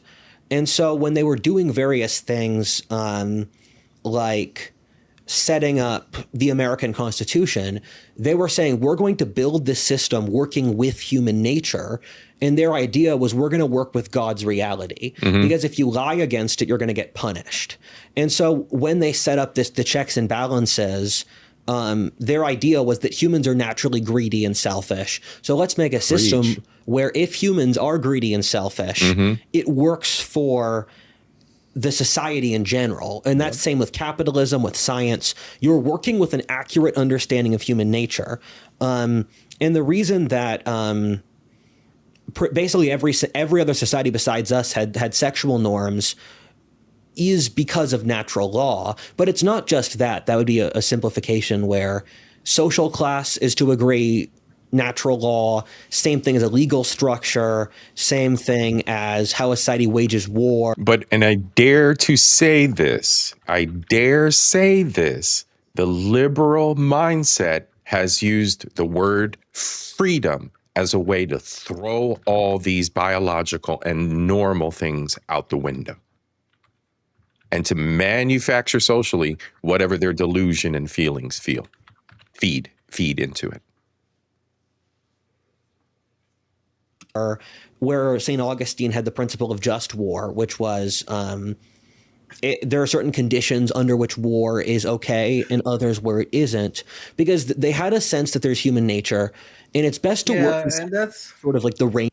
The whole point of St. Augustine with that one is because in the entire New Testament, there's no such thing as a just war. Point blank on it. And at that time, that's when the Roman Empire was the whole expansion, and they're replacing the Jewish people on it, and they had to need a way to go to war, expand, and go on it. So that's what he created, or he wrote about, how a just wars, so to speak, and on there. So it was mainly just a plot device for them to be able to do conquering and so on, because even subjugating people into Christianity was just because that will bring him to heaven. I get it. Of human nature, because you'll actually get the result. And so what the left does is they just shot natural law and then laughed at its corpse. Where they just have no concept that there is human nature to work with, where do they really believe that, or is that one of the bullshit ones that they throw in to confuse people? So I think they actually believe it, because they would make so many better decisions if they did believe it. So I'm reading a really brilliant book now called Modern Times by Paul Johnson, and it's a history of the 20th century. And it's talking about the Soviet Union, where they kept on making all of these staggeringly terrible decisions. And partly Stalin was literally a criminal before he got power, so he has sort of that backdrop. But at the same time, Stalin shot all of his officers right before the war with Hitler, or 80% of his officer corps before the war with Hitler, because the Soviets thought hierarchy doesn't matter. You can replace the officers with sort of like privates. But in reality, the most important variable for a successful military is a strong officer corps. And so he shot all the people with experience, and they didn't think about how are we going to pass on the human knowledge between these two. And he shot them because he thought they weren't loyal. Yes, because Stalin went through phases of paranoia where he just killed people. He killed off like a dozen different groups in Russia. And each time he thought Stalin was one of the worst. And people talk about like evil people and stuff on it. Stalin like surpasses even you know who from that had the camps. That man was on the different level. Of course, we can't say that because somehow that offends people. But yeah, you talk about like he was on a completely different level. Yes, he if people retreat, that meant you're dead. You're dead. Yeah, you're retreating from a honor. There's no such thing as I mean, every single excuse you could imagine, you're getting shot by him. You're getting killed. Absolutely. But in the process, he killed Russian society because he killed off everyone who could have been productive or helped Russia, where they went through they killed off the rich first, then they killed off the kulaks or the independent farmers. And keep in mind, this is just a generation after the end of serfdom. So all of these people were new money. They would have like a few more cows or a tiled roof. Stalin killed all of them. It's one of the most horrifying stories in all of history. Yeah. Because you're just imagining, like, I'm from rural Pennsylvania. It's like, imagine going into a town and just killing off all of the most respected members of that town. And most of the time, the other people in the town don't dislike them. And you're just destroying the society. And it speaks to your mental illness point that if you were in the Middle Ages and you had an understanding of human nature and you wanted to wield power that brutally, you'd be like Machiavelli, where Machiavelli has this highly structured and logical sense of when he's going to be brutal. And Stalin is just like, kill them all. And that portrays they actually believe it. Or same thing as importing immigrants. If you know enough anthropology, and even left-wing anthropologists agree with that. Hold on. Let's go back to that, because that's a really interesting point, and it's hitting me weird. Okay, so what I just heard you say was, hey, Tom, as proof that these guys really do believe that it's all blank slates, generals, the same as a private, doesn't matter, kill them if they're not going to be loyal, just promote the next guy. Do you think that the first order of what drove him to do that is paranoia or a belief that everybody's the same? What anthropology has found is that culture varies a lot and it's very deep.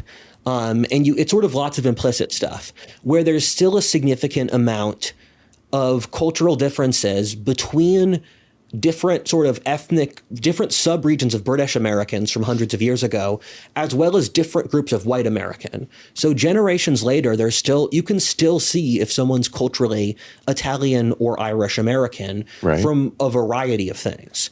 And so culture is very deep, and the vast majority of it's unconscious. And so when the left does a lot of things, they're acting out sort of very complex subconscious beliefs, which have sort of been transmitted to people unconsciously, where children pick up all the elements of their society's worldview without being taught it sort of directly, where a child will know, for example, that their society values equality a lot because people in that society just won't brag, or they'll be uncomfortable with stating one group is more successful than another group. So people act out very complex psychological principles that they don't understand the full implications of. And so Stalin's first motive was paranoia, but then inside his sort of deck of logic was everyone's interchangeable. Okay. Yeah, it feels like mental illness is a key ingredient, but that is very fascinating. I never saw Stalin through that lens. Stalin being one of the most terrifying figures of the 20th century. Okay, so we've got the left. They believe that everybody's an interchangeable cog. Why wouldn't you? The things. You say what? How would he not like? Does he not know nothing about Stalin? Like, again, I'm surprised when people say this. Like, at all. Like, this, it's like, Yeah. I mean, and what's crazy is I got exposure to Stalin's history in my early 20s because I was dating a woman from the Ukraine at the time, and she's directly from the country. So I just read it in the history. It lessons was in my history. Like, it was in my history book. I just read it. I was like, oh, look. I was not Right here. exposed to it in middle school, high school. Nope. Unless I went to search for Russian or European history or something and went down that rabbit hole, I wouldn't have. I also had to go out of my way to find it. Well, I read it. I mean, I read it in a book on it, talk about like World War II and stuff on it. I just read a couple things on it. His name popped because a lot of those names pop up. So I just, you know, I was like, oh, who is this guy? And then it's like, oh, this guy is horrendous. But not going down the rabbit hole, because the big thing is, you know, the people that were leading the war. Well, guys, I'm about to head out. I gotta go to work in early in the morning. So wow. I gotta. All right. I'm going for 2 hours. How much longer do you want to go? What do we got here?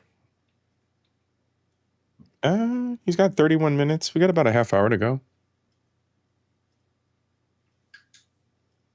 Yeah, I'm gonna. I have to wake up in a few and get ready to do my Amazon work. Make sure I'm a colleague. Morning. Yeah. Yes, I work Sunday, Monday, and Tuesday, so I could be off and go see my family on Thanksgiving weekend. Awesome. So I'm doing it. I'm doing this for a week. reason. I have to. I'm going to Alabama, see my taking my kids and see my family. But for that, I have to work 3 days in a row, 10-hour days before I go. Get it in. Get it in. I will. This has been a blast. This was fun. We need to do more of this. We're in the home stretch. We're gonna blaze through the rest of this and close out. All right. Well, you know, guys. Love you guys. Thank you guys so much. And then I will definitely see you guys. You know. Love you too, brother. See you soon, brother. See you soon. And then there were two. All right, let's speed through this. See what these guys are gonna wrap up. Yeah. As Tom struggles through the things that we understand. They